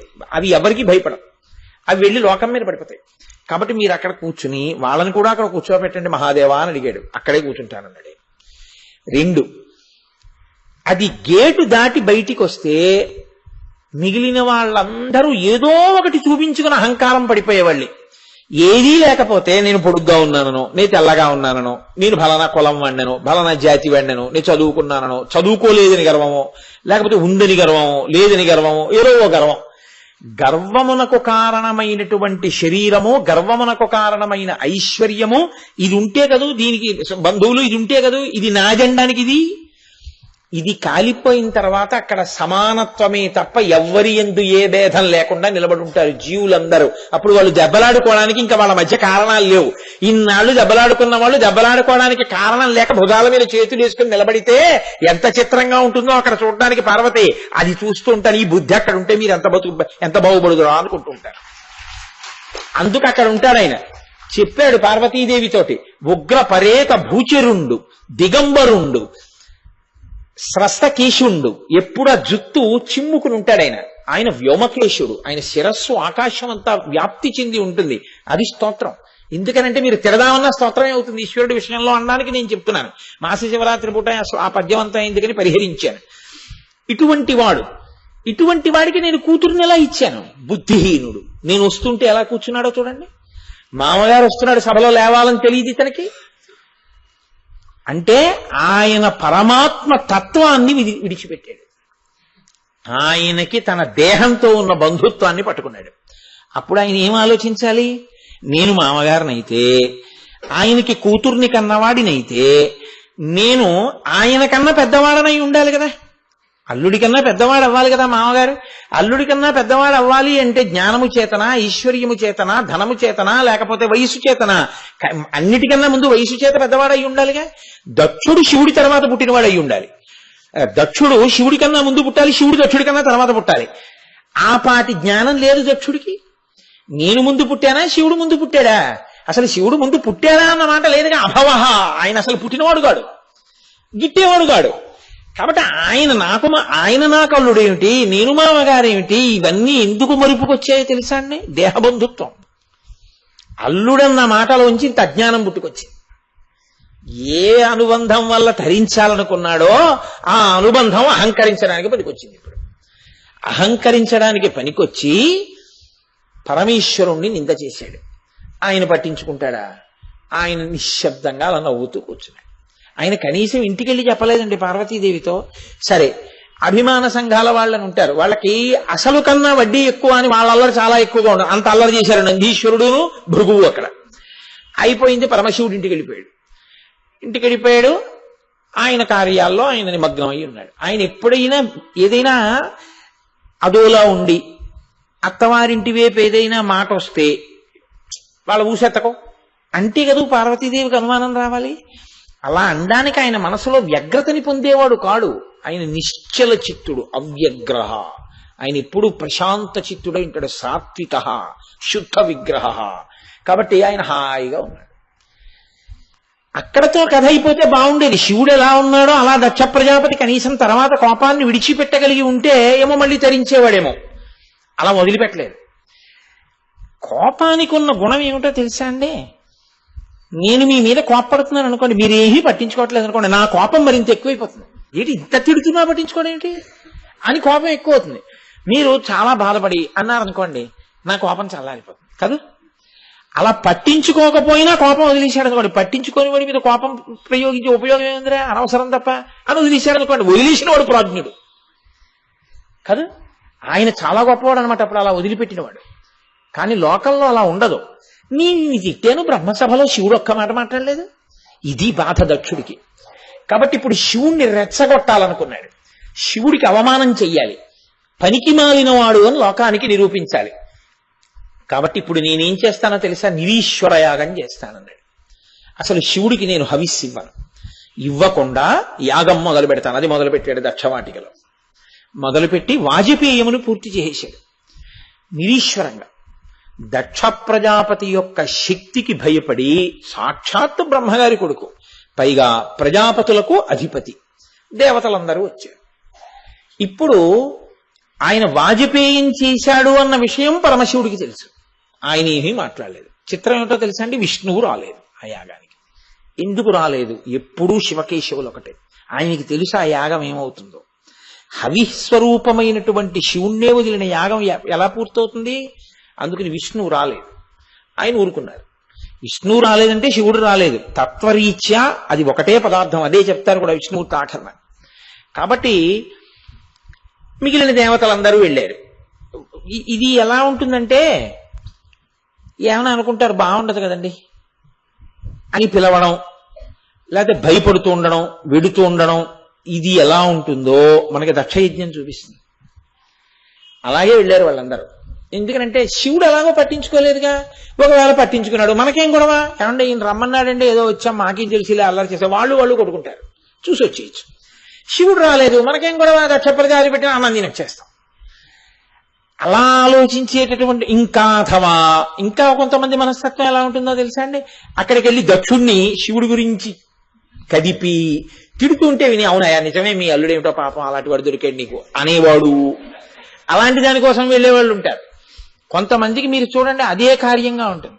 నేను కొంతకాలం ఒకడిని చాలా సన్నిహితంగా నాతో ఉండి వాడి కర్మ కొద్దీ వాడు నాకు దూరంగా పోయాడు అనుకోండి, వాడి గురించి ప్రశ్నించడమే ఎక్కువగా ఉంటుంది కొంతమందికి. ముందు మనం ఉండి ఏం సాధించుకుంటున్నాం అన్నదానికన్నా ఊడిపోయిన వాడు ఎవడుంటాడో వాడి గురించి ఎక్కువ విచారణ చేస్తుంటారు. అది లోకం యొక్క సహజమైన పోకడ, అదో బలహీనత అనమాట. తన యొక్క కార్యాన్ని మరిచిపోయి ప్రవర్తిస్తూ ఉండడం. అలా దేవతలందరూ అక్కడికి చేరి ఆ దక్షవాటి ఎందుకు కూర్చుని ఉన్నారు. జరుగుతోంది యజ్ఞం. భృగువుని బ్రహ్మస్థానంలో కూర్చోబెట్టాడు. ఎందుకని ఆయన తిట్టాడు శివుణ్ణి ఈయనతో పాటు గొంతు కలిపి, అందుకని ఆయనకి బ్రహ్మస్థానం ఇచ్చాడు. ఆయన యజ్ఞం చేస్తున్నాడు, జరిగిపోతుంది. చిత్రం అంతా ఎక్కడుందో తెలుసా అండి. మనకి వేదం ఒక రహస్యాన్ని చెప్తుంది. శివా విశ్వస్య భేషజీ, శివా రుద్రస్య భేషజీ అని.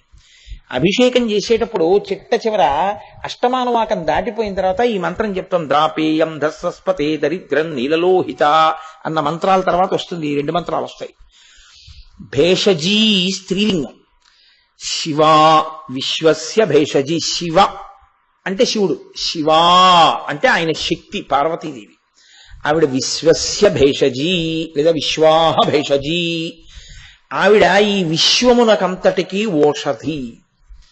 వ్యక్తి స్థాయిలో కానీ సమాజ స్థాయిలో కానీ ఓ రోగం వచ్చిందనుకోండి ఓషధి వేసుకుంటే రోగం పోతుంది. అలా అందరికీ ఓ రోగం వచ్చిందనుకోండి ఆవిడ తీరుస్తుంటుంది ఆ రోగాన్ని. ఇప్పుడు వీళ్ళందరికీ ఓ రోగం వచ్చింది, ప్రజాపతులకు, దేవతలకు, మనుష్యులకు, అందరికీ. ఏమిటి? శివుణ్ణి తిట్టడం అనేటటువంటి కొత్త జబ్బు ఒకటి వచ్చింది. ఇప్పుడు ఈ జబ్బు పోవాలి. ఆయన పట్టించుకోడు, ఆయన శివుడు. ఆయన ఏ కారణం చేత కూడా పట్టించుకున్నాడనుకోండి ఆయన ద్వంద్వములకు లొంగిపోయినవాడు అవుతాడు. ఆయన కోప్పడిపోతే ఎలాగా? అందులో ఆయన కోపడ్డా ఆయన అలాగే ఉంటాడు, హాయిగా ఉంటాడు. ఆయన వాటిని పట్టుకుంటే కార్యం ఎలా నడుస్తాయి? అందుకని ఆయన తన పనిలో తాను నిమగ్నమై తనలో తాను రమిస్తూ ఉంటాడు. రమించలేకపోయిన వాడెవడు? అక్కడికి వెళ్ళి కూర్చున్నవాడు. కాబట్టి ఇప్పుడు పార్వతీదేవి శివ విశ్వస్య భేషజీ, లోకమునకు ఒక పాఠం చెప్పించాలి. లోకానికి పాఠం చెప్పించాలంటే అమ్మే కొట్టేస్తే బాగుండదు. శివా రుద్రస్య భేషజీ. ఆవిడేం చేస్తుందో తెలుసా అండి? శివుణ్ణి రుద్రుడిగా చేసేస్తుంది. అంటే శివుడికి ఎనలేని కోపం తెప్పిస్తుంది. ఆయన ఏం చేస్తాడు? పళ్ళు రాలిపోయేటట్టు కొట్టేస్తాడు. అలాగే కొట్టాడు. అందుకే పూషదంతభిహి, పళ్ళు రాలిపోయేటట్టే కొడతాడు. పళ్ళు రాలిపోయేటట్టు కొట్టడం అన్నది బహుశా లోకంలో శివుడో మొదట చేసిన వాడు. ఒక్క దెబ్బకి 32 పళ్ళు ఊడిపోయేటట్టు కొట్టాడు ఆయన. అక్కడి నుంచే లోకంలో సామెత వచ్చింది, పళ్ళు ఊడిపోతాయి కొడితేనని. తెలుసా అండి? నేను యథార్థం మనవి చేస్తున్నాను. లేదు పూషదంతభిదవ్యగ్రో దక్షాక్షర హరోహర రోజు చదువుతున్నాం కదా. ఆయన ప్రశాంతంగా ఉన్నాడు హాయిగా.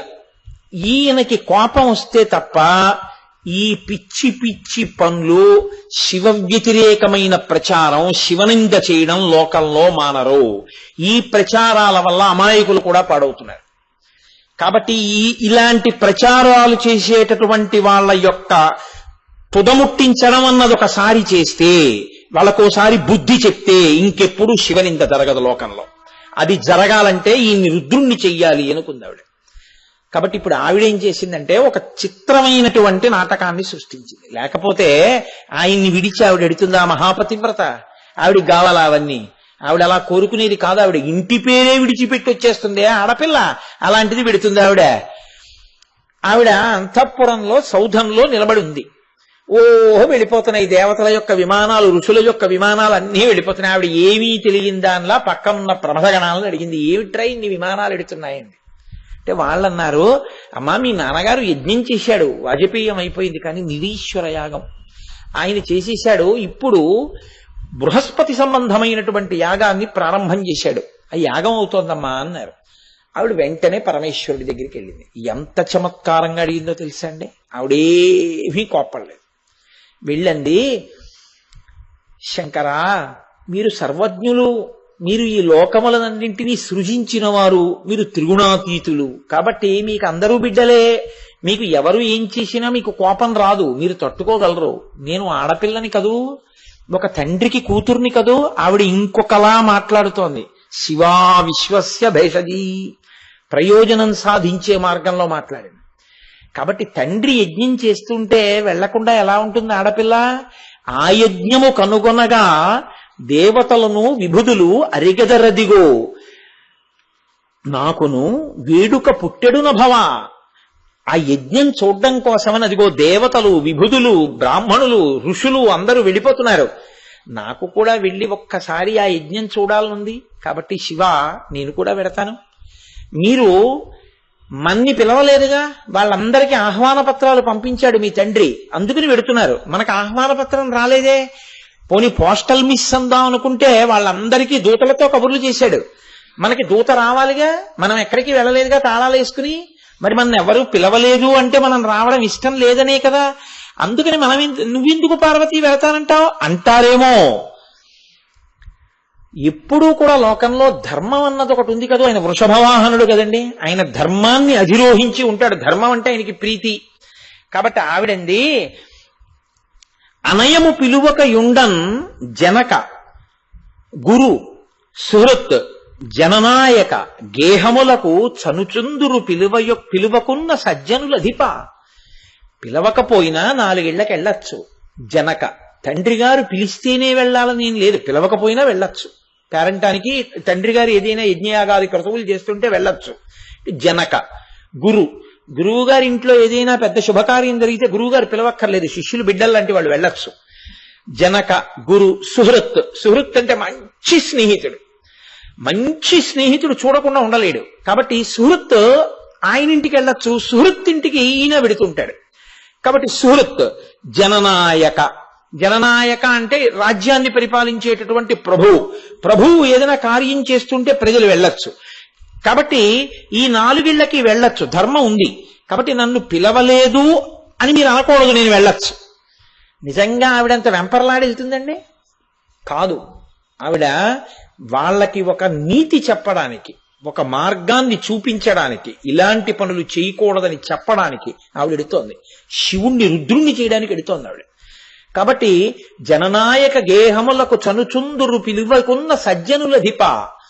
పైగా ఆ యజ్ఞాన్ని చూడడం కోసమని నా అనుజులు ప్రేమతోడ భర్తలతోడన్ ఒత్తురు. నేను పోయినా వారి నచట చూచుట కుదురు. మీరు నన్ను అనుమతిస్తే నా అనుజలు అంటే నా చెల్లెళ్ళు అందరూ కూడా అక్కడికి వస్తారు, నా అక్కయ్యలు వస్తారు. నేనప్పుడు వాళ్ళ ప్రియ భర్తలతో కలిసి వస్తారు. నేను వెడితే చెల్లెళ్ళని బావగారులని అందరినీ ఓసారి బంధువుల్ని చూసొచ్చేయడం కుదురుతుంది. మళ్ళీ వాళ్ళందరిళ్ళకి వెడదామంటే ఓ ఇబ్బంది ఒకటి ఉంటుంది. మీరు ఎప్పుడు ఏదో హడావిడిలో ఉంటుంటారు. కాబట్టి మీకు అన్నం వండి పెడుతూ ఉండాలి. మీకేం బాధ లేదు నేను లేకపోయినా, మీరు పక్కింటికి వెళ్ళిపోయి భవతి భిక్షాం దేహి అంటారు. కానీ అన్నన్నా అదేంటి అన్నపూర్ణమ్మ ఇంట్లో ఇలా అన్నార్తులా అంటారు కదూ. అందుకు నేను ఎక్కడికి వెళ్ళను మిమ్మల్ని విడిచిపెట్టి. పుట్టిల్లు మరిచిపోయిన తల్లి నా తల్లి, కాబట్టి నేను వెళ్ళను. ఇప్పుడు అనుకోండి ఓసారి అందరినీ చూసొచ్చి ఇచ్చు, మళ్ళీ చెల్లెళ్ళందరిళ్ళకి ఒక్కొక్కళ్ళింటికి వెళ్ళడం ఎలా కుదురుతుంది?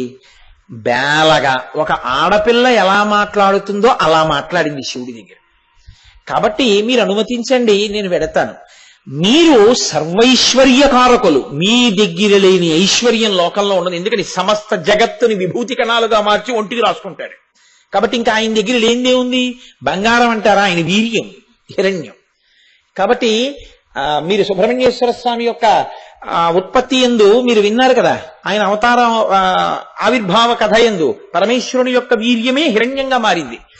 కాబట్టి లోకంలో బంగారం కోసం వెంపర్లాటేమో, ఆయనకి వెంపర్లాటే ఉంటుంది. అన్నీ మీరు ఇవ్వగలరు, భర్త ఎన్ని పెట్టనివ్వండి, ఎన్ని కొననివ్వండి, పుట్టింటి వారు ఏదైనా ఇంత పిసరు వాళ్ళ ఇంట్లో జరిగిన ఉత్సవంలో చేయించి చేతిలో పెడితే ఆడపిల్ల ఇంటికి వచ్చి ప్రతి వాళ్ళకి, ఇంటికి వచ్చిన వాళ్ళకల్లా పెట్టి తీసి మా అమ్మ వాళ్ళ ఇంటికి వెళ్ళానా, ఇగో మా అమ్మ పెట్టిందని చూపిస్తుంది. అది ఆడపిల్లకి సహజంగా ఉండేటటువంటి పిచ్చి ప్రేమ. అది లేక కాదు, ఆవిడే ఉద్యోగం చేసుకుంటున్నా, ఆవిడే బోల్డ్ సంపాదించుకుంటున్నా, పుట్టింటి వాళ్ళు ఓ వెండి ఉద్ధరణ ఇచ్చారనుకోండి, ఎంత సంతోషం. ఇంతోటి ఉద్ధరణ ఆవిడ కొనుక్కోలేదేంటి, కానీ పుట్టింటి వారు ఇస్తే అంత సంతోషం. కాబట్టి నేను ఎడితే నాకు చీర పెట్టి పసుపు కుంకం ఇచ్చి గాజులు ఇచ్చి నగిస్తాడు మా నాన్న. అది నేను తెచ్చుకుని మురిసిపోద్దు. పార్వతీదేవి ఈ స్థాయిలో మాట్లాడుతుందా? కాదు. ఇందులో ఎన్ని ధర్మ సూక్ష్మాలు ఉన్నాయో తెలుసా అండి? పెళ్ళైపోయిన ఆడపిల్ల ఏం కోరుకుంటుందో చెప్తున్నారు. పెళ్ళైపోయిన ఆడపిల్లకి పరమ సంతోషం అన్నది ఎప్పుడో తెలుసా అండి? మీరు మీ అల్లుణ్ణి గౌరవించడం మీకు వస్తే, మీరు మీ అల్లుడు మీ చేత గౌరవింపబడి మీ అల్లుడు సంతోషంగా మీ ఇంటికి రావడానికి ఒప్పుకుంటే ఆడపిల్ల కూడా సంతోషంగా వచ్చి మీతో ఉంటుంది.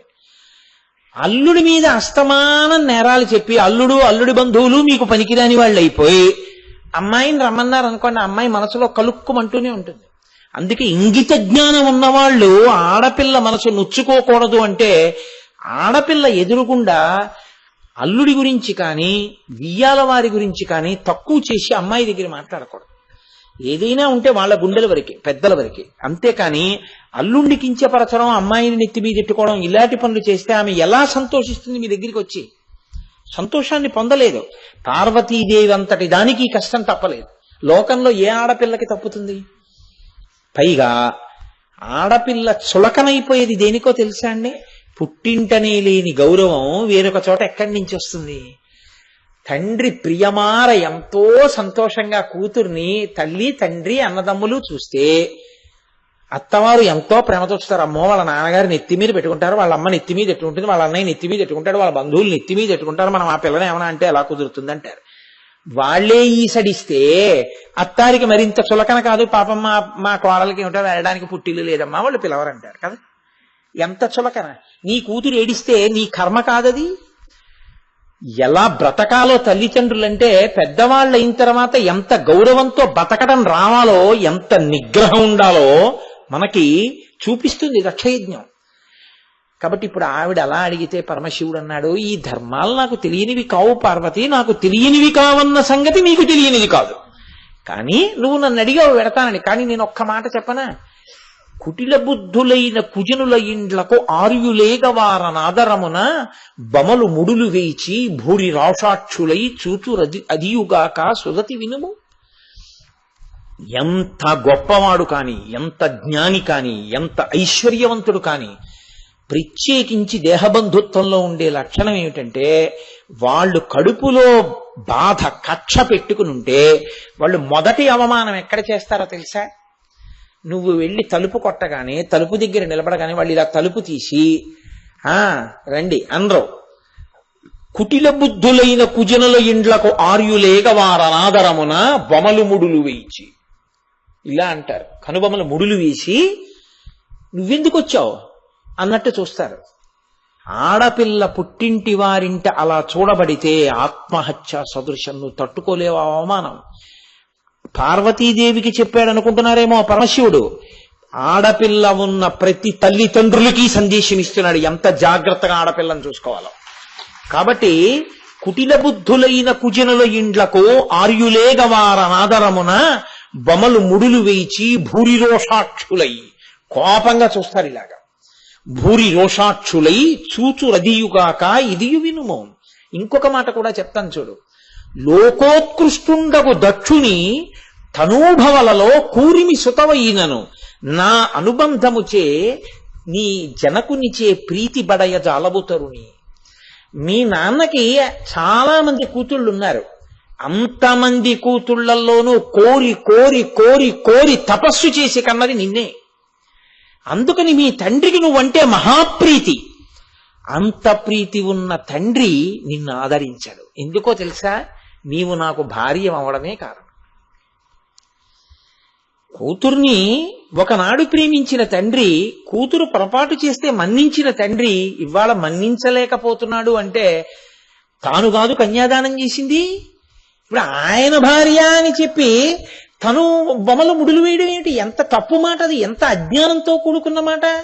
ఎప్పుడూ నువ్వు అలాగే ఉండాలి. లేకపోతే ఇప్పుడు ఆ పిల్ల నిన్ను అడిగితే, నన్ను ఎందుకు ఇచ్చి పెళ్లి చేశారు నాన్నగారండి అని అడిగితే ఇప్పుడు నీ సమాధానం ఏంటి?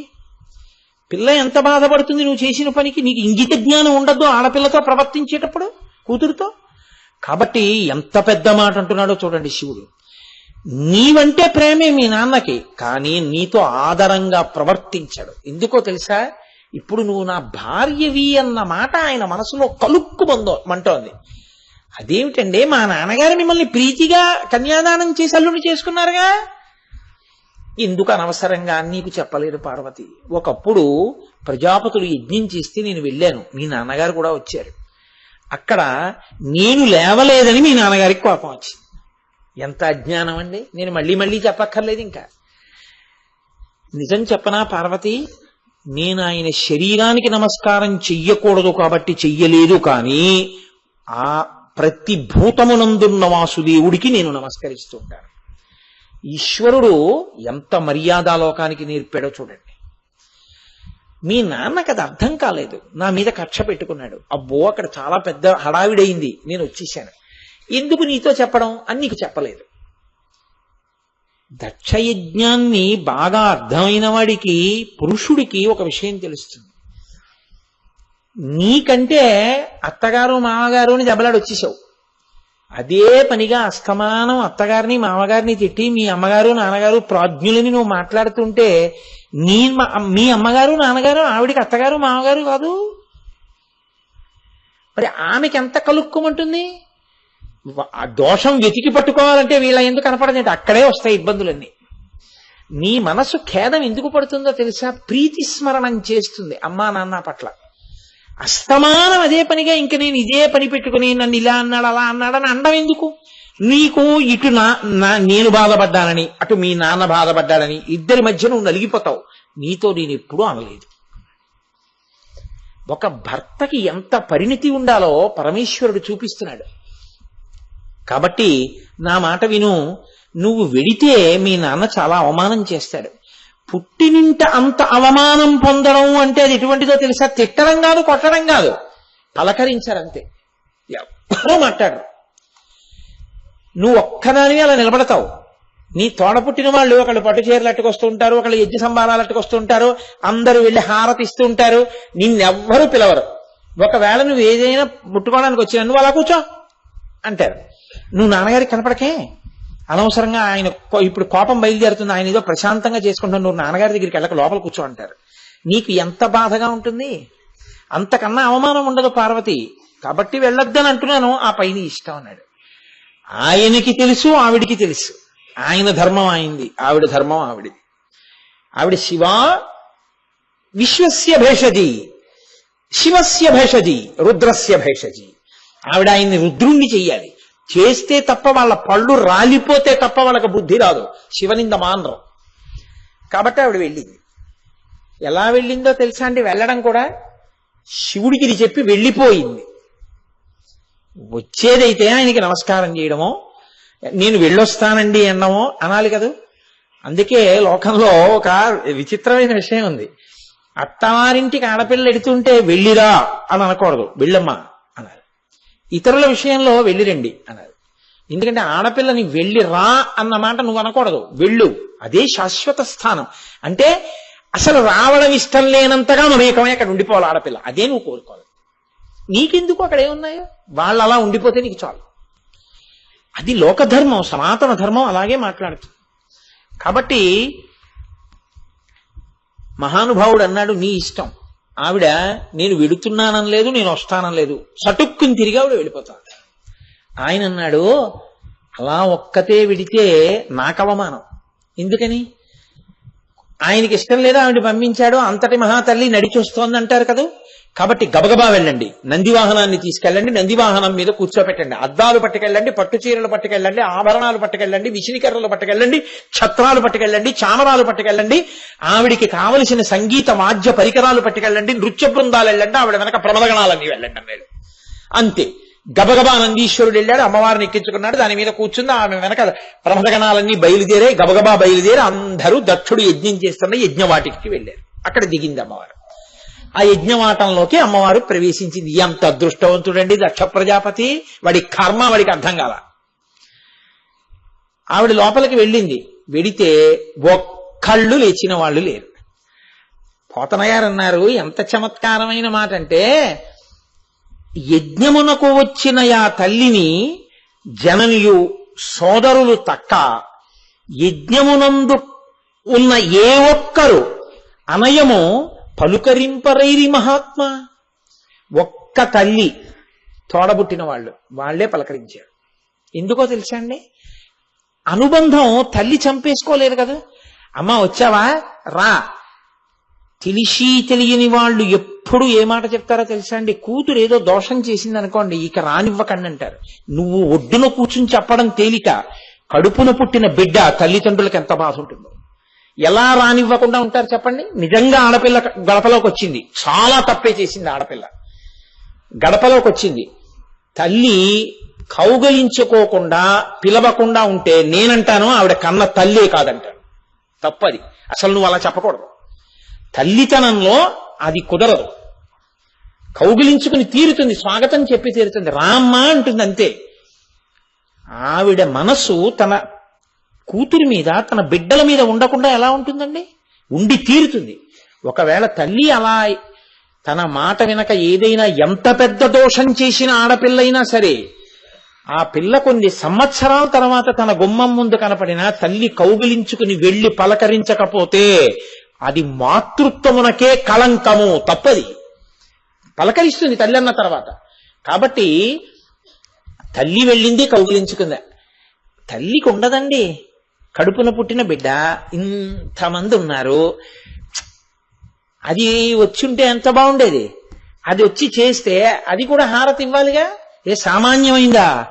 సాక్షాత్తు దాక్షాయిణి అమ్మవారు మా వారికి నాన్నగారండి అని దగ్గరికి వచ్చి నాన్నగారండి అని అందించాలి కదా. అరే రే ఆ పిల్ల రాలేదే అని కలుక్కు కలుక్కు కలుక్కుమంటూనే ఉంటుంది కదా తల్లికి. కాబట్టి ఆవిడ ఈ పిల్లని చూడగానే ఇప్పటిదాకా కలుక్కుమంటున్నది పోయింది ఆవిడికి. అమ్మయ్యా ఎలా అయితేనే వచ్చింది. గబగబా వెళ్ళి కౌగిలించేసుకుంది. రామ్మా అంది. తోడ పుట్టిన వాళ్ళకి మా అక్క ప్రేమ, వాళ్ళు పరిగెత్తుకెళ్ళి రామ్మ అన్నారు, అక్కదా అన్నారు. దక్షుడు యజ్ఞం చేస్తూ ఇలా చూశాడు. కక్షంతా ఆయనకి కదా, శివుడు చెప్పాడు కదా, భూరి రోషాక్షుడై బొమలు ముడులు వేయించి ఇలా చూశాడు. చూసి తల తిప్పి యజ్ఞం చేసుకుంటాడు. రామ్మ అని కూడా అనలేదు. సావన, ఎందుకు వచ్చిన సంస్కారాలు. పిల్లల మీద పగపడితే తల్లిదండ్రులు ఏమిటండి? ఇంకా నీకు 50 ఏళ్ళు వచ్చేసిన తర్వాత పిల్లలు నవ్వుతూ ఉండడం కోసం నువ్వు బతకాలేమో కానీ పిల్లల్ని ఏడిపించడానికి నీకు నీ పెద్దరికం పనికొస్తే కాల్సన పెద్దరికం. ఎందుకు వచ్చిన పెద్దరికం? 50 ఏళ్ళు వచ్చి నీకే రాలేదే. గట్టిగా 25 ఏళ్ళు లేని ముక్కు పచ్చలారని పిల్లలు వాళ్ళకు ఉంటుందా అంత పరిణితి? నీకేం ఉండి ఏడిచిందని నువ్వు సర్దుకోలేకపోతున్నావు, వాళ్ళు ఎందుకు సర్దుకుంటారనుకుంటున్నావు? నీ వయస్సు వచ్చిన తర్వాత వాళ్ళకి రాకపోతే నువ్వు ఇంకా బతికుంటే. నీకే రాలేదు సర్దుకోవడం. కొత్తగా వచ్చేటప్పటికి కోడలకి అన్నీ తెలిసి ఉండాలన్నట్టు అత్తగారు ప్రవర్తించి, అల్లుడు వచ్చేటప్పటికి అన్నీ తెలిసి ఉండాలన్నట్టు మామగారు ప్రవర్తిస్తే లోకంలో ఏ యువ దంపతులు సంతోషంగా ఉంటారు మీరు ఆలోచించండి. వాళ్ళు సంతోషంగా ఉండాలని నువ్వు మెట్టు కిందకొస్తే అప్పుడు నీది ప్రేమ. ఇంకా నువ్వు రావడానికి వీలు కానంత ఇబ్బంది వచ్చినప్పుడు నువ్వు ప్రస్తావించాలి పెద్దల దగ్గర తప్ప, అసలు జగడం అన్నదాన్ని పెద్ద విషయం అన్నదాన్ని చేయకుండా నిగ్రహించుకోవడం అక్కడ ఉంటుంది. వాళ్ళిద్దరి ప్రేమ, వాళ్ళిద్దరూ ఇబ్బంది పడకుండా ఏదో అలా సంతోషంగా ఉండనివ్వాలి. కాబట్టి దక్షుడు రాలేకపోయాడు. అంటే ఏ తండ్రితనాన్ని కోరుకున్నాడో ఆ తండ్రితనం ఎంతమంది బిడ్డలకి తండ్రి అయితే ఏమిటి సుఖం? ఇంతమంది బిడ్డలకి తండ్రితనం మిగల్చుకున్నాడా? ఆ ప్రేమ కనపరిచాడా? తండ్రిగా నిలబడ్డాడా? తండ్రితనం ఓడిపోయిందా? ఇప్పుడు దక్ష ప్రజాపతిలో ఎన్ని ధర్మ సూక్ష్మాలు ఉన్నాయి మీరు చూడండి. నేను అందుకే అంటాను, అసలు పెళ్లి కావలసిన ఆడపిల్లలు, పెళ్లి చేసుకునేటటువంటి వాళ్ళు, పెళ్లి చేసిన వాళ్ళు, పెళ్లి చేయవలసిన వాళ్ళు అందరూ దక్షయజ్ఞ ధ్వంసం వినాలంటారు. అన్ని ధర్మ సూక్ష్మాలు ఉన్నాయి అందులో. కాబట్టి ఇప్పుడు ఆవిడకి కలుక్కుమంది. ఏ ఒక్కరూ పలకరించలేదు. ఎందుకు పలకరించలేదు? తల్లి తోబుట్టువులు తప్ప. అనయము దక్షుని భయమున. మనం వెళ్లి పలకరిస్తే నిరీశ్వరయాగం గదు చేస్తున్నాడు శివుడి మీద కోపంతో. శివుడి భార్య కాబట్టి ఇప్పుడు ఈవిడ్ని పలకరించట్లేదు. మనం వెళ్లి పలకరిస్తే ఆత్మీయ నువ్వు పలకరిస్తావా అంటే మనకెందుకు వచ్చిన గొడవ అని వాళ్ళు కూడా ఇలా అమ్మవారి వైపు తిప్పకుండా తల తిప్పేసి ఇలా చూశారు. అందుకు కదా ఆవిడ వచ్చింది. ఇలా తలలు తిప్పుతారా దక్షుడికి బుద్ధి చెప్తారా ఇది చూడ్డానికే వచ్చింది ఆవిడ. శివా విశ్వస్య భేషజీ మందు వెయ్యాలి కదా. ఆవిడ వెళ్ళి నించుంది దక్ష ప్రజాపతి దగ్గర. ఇలా కూడా చూడలేదు ఆయన. ఆవిడంది, ఏమయ్యా ఎందుకు నా వంక చూడవు? ఎందుకు నన్ను పలకరించవు? నీకు శివుడి మీద కోపం, నా భర్త అంటే నీకు ఆగ్రహం. ఏమిటి నీకు ఆగ్రహం నా భర్త అంటే? నా భర్త ఎందుకు పనికిమాలిన వాడని, ఏమీ చెయ్యడని, ఒంటి నిండా భస్మ రాసుకుంటాడని, పుర్రెలమాల వేసుకుంటాడని, ఇవేగా నీ అభ్యంతరాలు? ఆయన ఎంత శక్తి కలిగిన వాడో, ఎంతటి మహానుభావుడో నీకు నిజంగా తెలియదా? పరగ చితాస్తి భస్మ నృకపాల ధరున్ పిశాచయుక్తుడు పరేత భూచరుండని శర్వున మంగళుగా తలంపరెవ్వరున్. ఒక్క నీవు తప్ప మరి వాక్పతి ముఖ్యులు అమ్మహాత్మ సరోజ లేశములం ధరింపరే మస్తకంబులం. ఏమిటి మాట్లాడుతున్నావు? ఒళ్ళు తెలిసి మాట్లాడుతున్నావా? తండ్రివి కావచ్చు, చెప్పవలసిన అవసరం వచ్చింది కాబట్టి చెప్తున్నాను. శివుడు ఒంటికి భస్మ రాసుకుంటాడంటున్నావు. ఆయన లోకములనన్నింటినీ లయం చేసి శక్తి ఉన్నవాడు. అందుకని నిరంతర భస్మ ధారణ చేస్తాడు.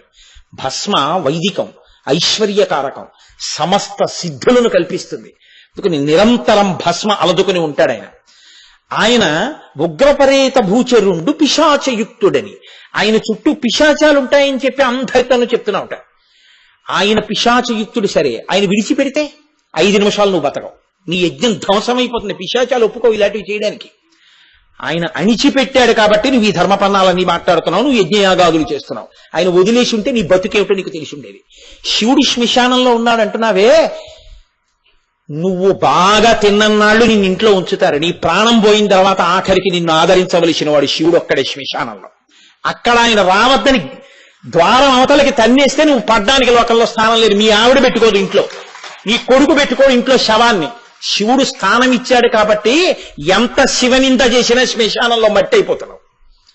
శివుడు శ్మశానవాసి, శివుడు శ్మశానవాసి అని నోటికొచ్చినట్టు వదరుతున్నావు. శివుడి యొక్క శక్తి ఏంటో తెలుసా నీకు? ఏమి తెలిసని శివుడి గురించి మాట్లాడుతున్నావు? అంతటి మహాత్ముడు కాబట్టి ఆ మహాత్మ సరోజ లేశములన్ సమ్మతి దాల్పరే మస్తకంబులం నవ్వాక్పతి ముఖ్యులు. నీ తండ్రి బ్రహ్మగారని ఆయన లేవకపోతే చాలా సంతోషించావే.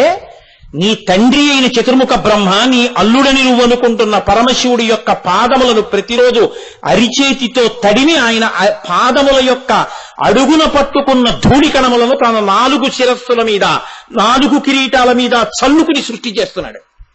నీ తండ్రి లేవకపోతే నా తండ్రి కాబట్టి లేవక్కర్లేదన్నావు. నీ తండ్రే కిరీటాల మీద చల్లుకుంటున్నాడు. శివుడు ఎవరో నీకు తెలీదా? తెలియకుండానే ఇలా ప్రవర్తిస్తున్నావా?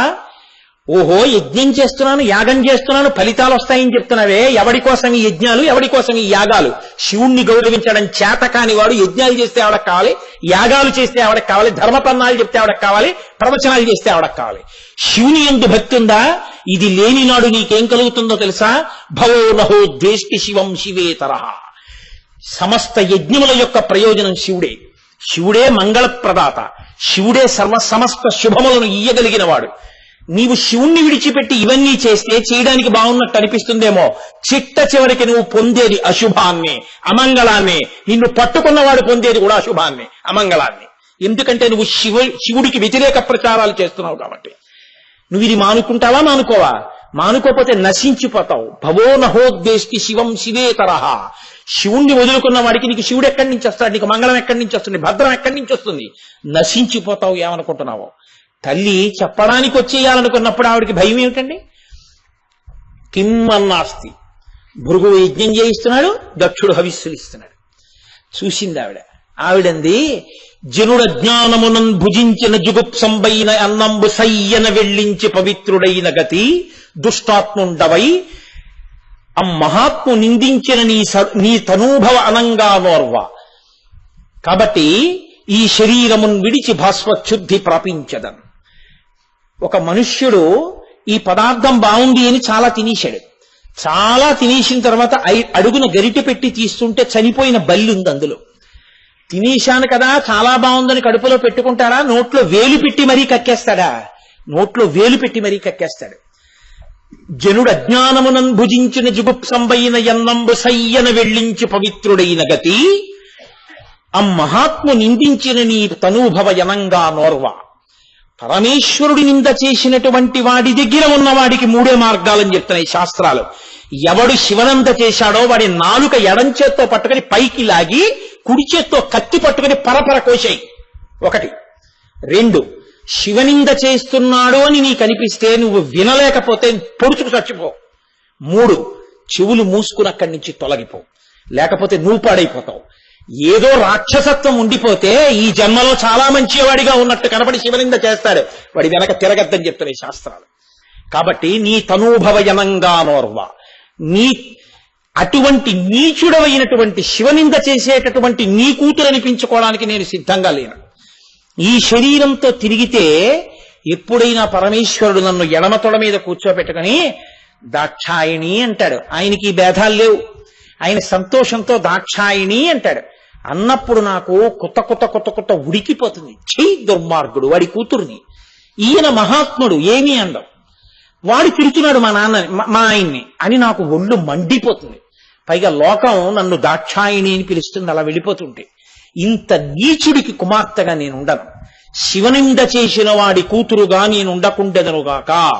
ఇంతమందికి కూతురుగా వచ్చిన తల్లి దక్షుడి యొక్క కూతురుగా ఉన్న పేరుంచుకోవడానికి కూడా ఇష్టపడాల. ఎంత కోపం వచ్చిందో చూడండి. అమ్మవారు ఇంత కోపం పొందాలి అంటే శివనింద చేస్తే చాలు. కాబట్టి నీ తనూభవయనంగా నోర్వ, హేయభాజనమైన ఈ శరీరమున్ విడిచి భాస్వచ్ఛుద్ధి ప్రాపించదన్. నీకు కూతురనై శివనింద చేస్తుండగా విన్నాను కాబట్టి, శివనింద జరిగిన చోట నిరీశ్వర యాగానికి వచ్చి కూర్చున్న చోటుకు వచ్చాను కాబట్టి ఈ శరీరము అపవిత్రమైపోయింది. కాబట్టి ఈ శరీరాన్ని విడిచిపెట్టేస్తున్నానని ఆవిడ వెంటనే పద్మాసనం వేసుకుని అక్కడే కూర్చుంది తండ్రి పక్కన. చూస్తున్నాడు తప్ప మాట్లాడటం లేదు. ఆవిడ వెంటనే తనలో ఉన్న అగ్నిని రగల్గొలిపింది. ఆవిడే చంపేస్తుంది. ఆవిడ అంది కూడా, చంపేస్తాను నిన్ను, కానీ తండ్రి అయిపోయావు. కాబట్టి చంపకూడదు, ధర్మం తప్పకూడదు. యోగాగ్నిని రగల్చి భగ్గున మంటమండి బూది కుప్పై అక్కడ పడిపోయింది. అప్పుడు సభలో ఉన్న కొంతమంది అన్నారు, ఛీ దుర్మార్గుడు, శివనింద చేసి కూతుర్ని చంపేసుకున్నాడు, అయినా వాడికి ఏమీ పట్టలేదు, యజ్ఞం చేసుకుంటున్నాడు. ఎంత శివద్వేషిరా వీడు అనుకున్నారు. ప్రమథగణాలకి ఎక్కడలేని ఆగ్రహం వచ్చింది.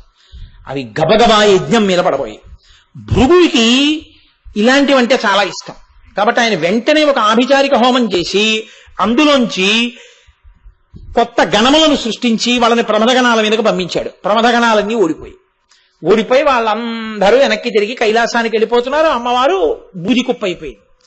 నారద మహర్షి గబగబా వెళ్లి పరమశివుడికి చెప్పారు. కైలాసం పర్వతం మీద ఆయనే ఉంది, మౌన వ్యాఖ్య ప్రకటిత పరబ్రహ్మతత్వం యువానం, హాయిగా కూర్చున్నాడు.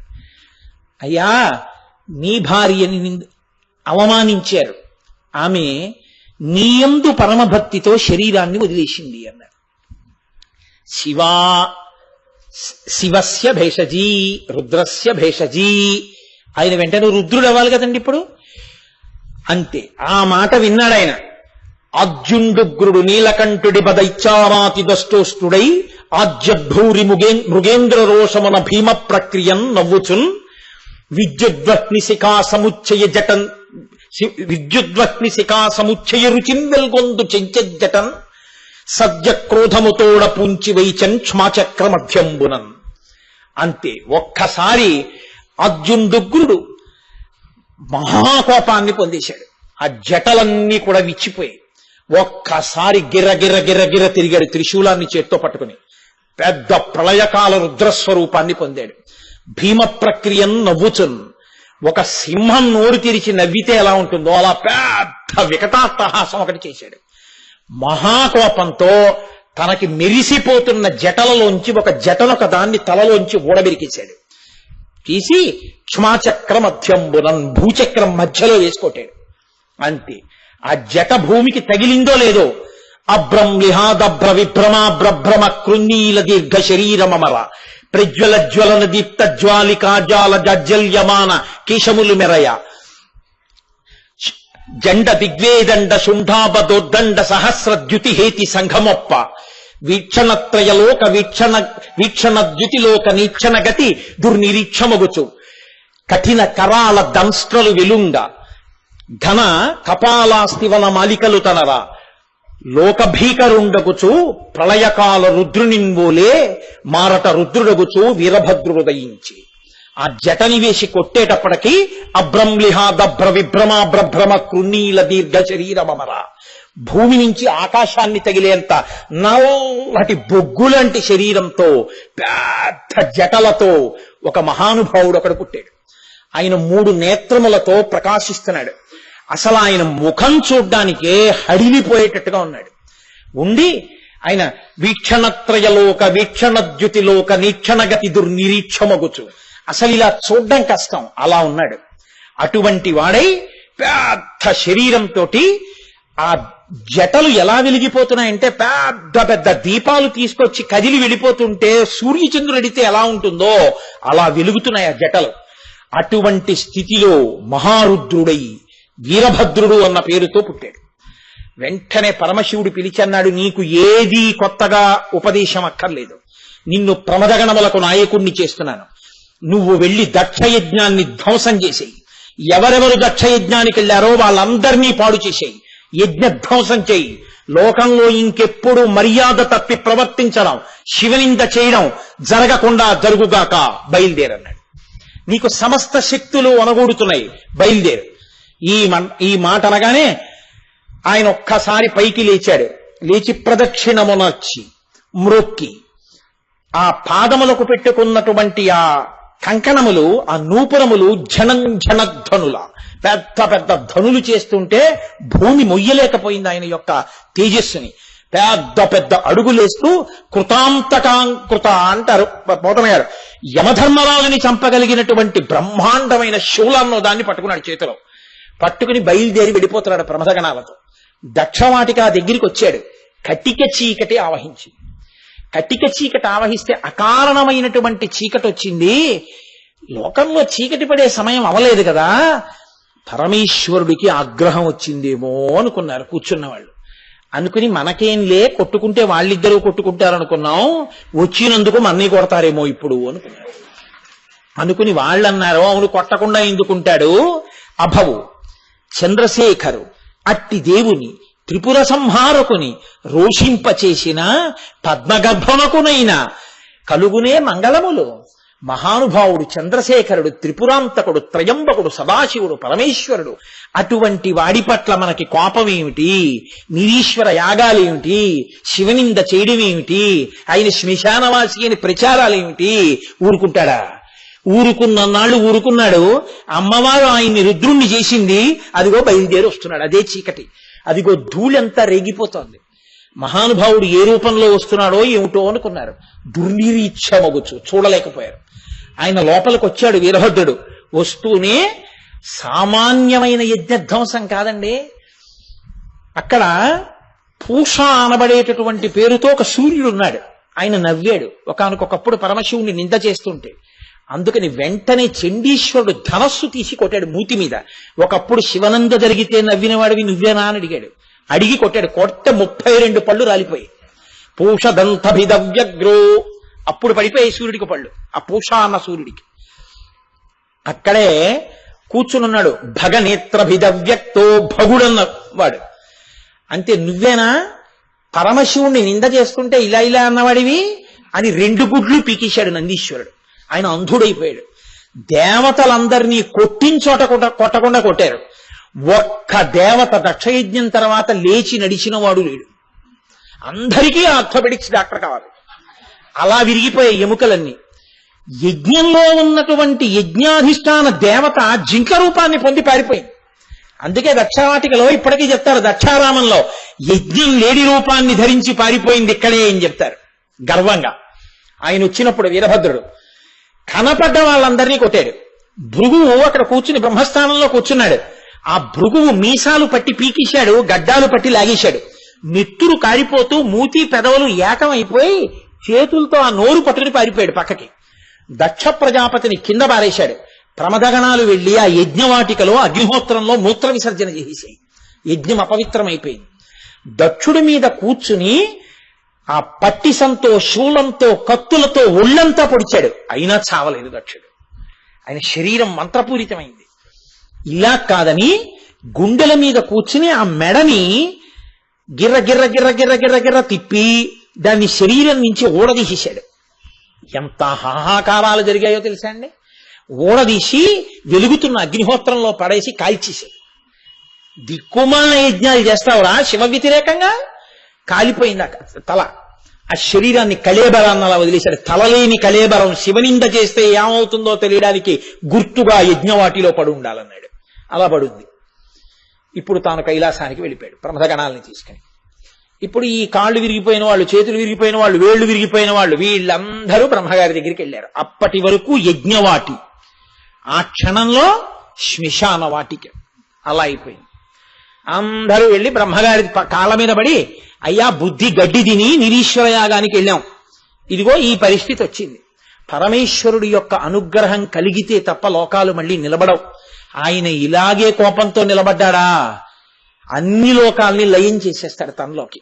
కాబట్టి మనం వెంటనే శివానుగ్రహం పొందాలన్నాడు. అంటే బ్రహ్మగారు అన్నారు, మీకు తెలిసిన్నది ఇదే, ఇందుకే శివుడి ఆగ్రహానికి గురయ్యారు. శివుడి ఆగ్రహం ఎప్పుడూ ఉండి బాధ పెట్టేది కాదు. ఎవడు తప్పు చేశాడో వాణ్ణి మాత్రమే శిక్షిస్తాడు. వాడు కూడా వెళ్ళి అక్కడ ఒక్కసారి ప్రార్థన చేస్తే వాణ్ణి కూడా క్షమించేస్తాడు ఆయన. అంతటి ఉదారుడు. ఈ పాటికి కోపం విడిచి ప్రసన్నమూర్తిగా కూర్చుని ఉంటాడు. రండి నేను వస్తాను, క్షమార్పణ చెప్దామని తీసుకెళ్లాడు. అందరూ వెళ్ళేటప్పటికే కైలాస పర్వతం మీద 100 యోజనముల వెడల్పు కలిగినటువంటి ఒక పెద్ద మర్రి చెట్టు కింద కూర్చుని ఉన్నాడు. కూర్చుని దక్షిణామూర్తిగా ఎడంకాలెత్తి కుడి తొడ మీద వేసుకుని ఈ చెయ్యి ఇలా పెట్టుకుని జపమాల పెట్టుకుని హాయిగా తనలో తాను రమిస్తున్నాడు. ఈశుడే ఇంత కోపడ్డాడు అన్నట్టుగా అయిపోయాడు. ఇప్పుడు వెళ్ళి అందరూ కాళ్ళ మీద పడ్డారు. ఆయన అన్నాడు, మీకు బుద్ధి చెప్పడానికి ఒక ప్రయత్నం చేశాను, ఇంకెప్పుడు ఇలాంటి తప్పు పనులు చేయకండి, మీ అందరూ స్వస్థత పొందెదరుగాక అనుగ్రహించాడు. అనుగ్రహాన్ని పొందాడు. దర్భరూపంలో చూస్తుంటావు, భవుణ్ణి అనుగ్రహించాడు. పూష యజమానుల రూపంలో నువ్వు పిండి పదార్థాలని తింటుంటావు, అందుకే పాయస నివేదన చేస్తూ ఉంటారు. కాబట్టి నీకు ఇక నుంచి యజమానుల దంతములు నీ దంతములు అవుతాయి, కాబట్టి నీకు ఇబ్బంది లేదు. దక్ష ప్రజాపతి యొక్క జీవుడిచ్చి కాళ్ళ మీద పడ్డాడు. కాళ్ళ మీద పడి, అయ్యా కూతురు భర్త అల్లుడు అని ఉద్రేకాన్ని పొంది అక్కర్లేని అనుబంధాలన్నీ పెట్టుకుని మీ యొక్క వైభవాన్ని కించపరిచి నా ఇష్టం వచ్చినట్టు ప్రవర్తించాను. నా దోషం ఎన్ని జన్మలు ఎత్తితే పోతుంది, నేను చేసిన పాపం. కాబట్టి నన్ను అనుగ్రహించి, మీరు తప్ప నాకెవరు రక్షకులు, మీరు నన్ను దండించడం కూడా నాకు బుద్ధి రావడానికి, మీ తత్వం ఏమిటో మీరేమిటో నాకు అర్థమైంది, నన్ను మీరే రక్షించాలని కాళ్ళ మీద పడ్డాడు. కాళ్ళ మీద పడితే పరమేశ్వరుడు అన్నాడు, నిన్ను అనుగ్రహించాను. నీవు ఇక నుంచి తల అగ్నిహోత్రంలో కాలిపోయింది కాబట్టి గొర్రె తలతో ఉంటావు. ఒక గొర్రె తల నీకు అమరుస్తాడు వీరభద్రుడు. దానితో ప్రాణాన్ని పొంది ఏ యజ్ఞాన్ని ఆపు చేశావో అది అసంపూర్తిగా ఆపితే పాపం వస్తుంది, కాబట్టి ఆ యజ్ఞాన్ని పూర్తి చేసుకో అన్నాడు. నాకు బుద్ధొచ్చింది పరమేశ్వర, మీకు హవిస్సు సమర్పిస్తూ యజ్ఞం చేసుకుంటానని దేవతలందరూ దక్ష ప్రజాపతితో కలిసి వెళ్ళిపోయారు. కాబట్టి ఇంతకీ పరమేశ్వరుడికి తన నామములలో దక్షాధ్వర హరోహరహ, దక్షయజ్ఞమును ధ్వంసము చేసినవాడు అన్న మాట అందుకొచ్చింది. చిత్రం ఏమిటో తెలుసా అండి? శివా రుద్రస్య భేషజీ, ఆవిడే ఆయన కోపం మళ్ళీ చల్లారుస్తుంది. హాలాహల భక్షణం చేసేటప్పుడు లోకాలకన్నిటికీ ఉపద్రవం వచ్చింది, హాలాహలం వచ్చింది. ఏ తల్లి తినమంది పరమేశ్వరుణ్ణి. అందరూ వచ్చి వాకిటి నిలబడితే తినేవాడు భర్త అని తెలిసున్నా కూడా పిల్లల కోసమని తినమని చెప్పింది నా తల్లి. నాకు మంగళసూత్రం మెడలో ఉండగా నీకేమి ఉపద్రవం వస్తుందయా? మృంగిడివాడు విభుండని మృంగిడిదియు గలమని మేలుని ప్రజకున్ మృంగమని సర్వమంగళ మంగళసూత్రమునెంత మది నమ్మినదో. ఆ తల్లి మళ్ళీ రుద్రుణ్ణి శివుణ్ణి చేసి పిల్లల్ని కాపాడేటట్టు చేస్తుంది. దారి తప్పినటువంటి లోకాలకి పాఠం చెప్పి మళ్ళీ శివభక్తి కలిగేటట్టు చేస్తుంది. కాబట్టి అంతటి మహాతల్లి కనుక ఆ తల్లి అందుకుని దక్షయజ్ఞానికి వెళ్లి శరీరాన్ని దక్షుడి కూతురు అనిపించుకోవడం ఇష్టం లేక శరీర త్యాగం చేసింది. అంత మాత్రం చేత ఆవిడ లేకుండా పోతుందా? ఆవిడ ఎప్పుడూ ఆయనతోనే ఉంటుంది, జ్ఞానశక్తిగా ఉండిపోయింది. ఆవిడే జ్ఞానప్రసూనాంబ. ఆ తల్లియే మళ్లీ ఉత్తరోత్తర హిమవంతునికి కూతురుగా పుట్టి హైమవతి, పర్వతరాజపుత్రి పార్వతి అయి మళ్లీ పరమేశ్వరుడి పక్కన శక్తి స్వరూపంగా చేసి పార్వతీ కళ్యాణంలో పార్వతీ సహిత పరమేశ్వరుడు అన్న పేరుతో ఆ తల్లి పార్వతీ పరమేశ్వరులై లోకంలో అందరి యొక్క పూజలు అందుకుంటున్నారు. కాబట్టి చారు విక్రమ, ఆయన యుద్ధం చెయ్యక్కర్లేదు, ఒక్క జటని పీకి కొడితేనే అటువంటి వీరుడు పుట్టాడు. ఇంకా పరమేశ్వరుడు యొక్క జటాజూటము, ఆయన శరీరము అప్రాకృత శరీరం తం అతిమన్మధరూపిణం అంటారు. అందుకే అప్రాకృతమా శరీరము. అంతటి శక్తి కలిగినటువంటి వాడు, అంతటి మహానుభావుడు. ఆయనే యుద్ధం చేస్తే నిలబడేవాడేవాడిగా. కాబట్టి అంతటి పరాక్రమవంతుడు కాబట్టి ఆయన్ని చారు విక్రమ అని పిలుస్తారు. ఇన్ని నామాలతో హవిహి యజ్ఞమయ, దక్షయజ్ఞాన్ని ధ్వంసం చేసిన వాడు, హిరణ్యరేత, సాత్విక, శుద్ధ విగ్రహ, ఇన్ని పేర్లతో పిలవబడి లోకమునంతటినీ ఆదరించేటటువంటి వాడై పార్వతీ సహితుడై నా తండ్రి పరమేశ్వరుడు మీ కార్యములకు వేటికి విఘ్నం రాదు, నేను ప్రసన్నుడనయ్యాను, మీ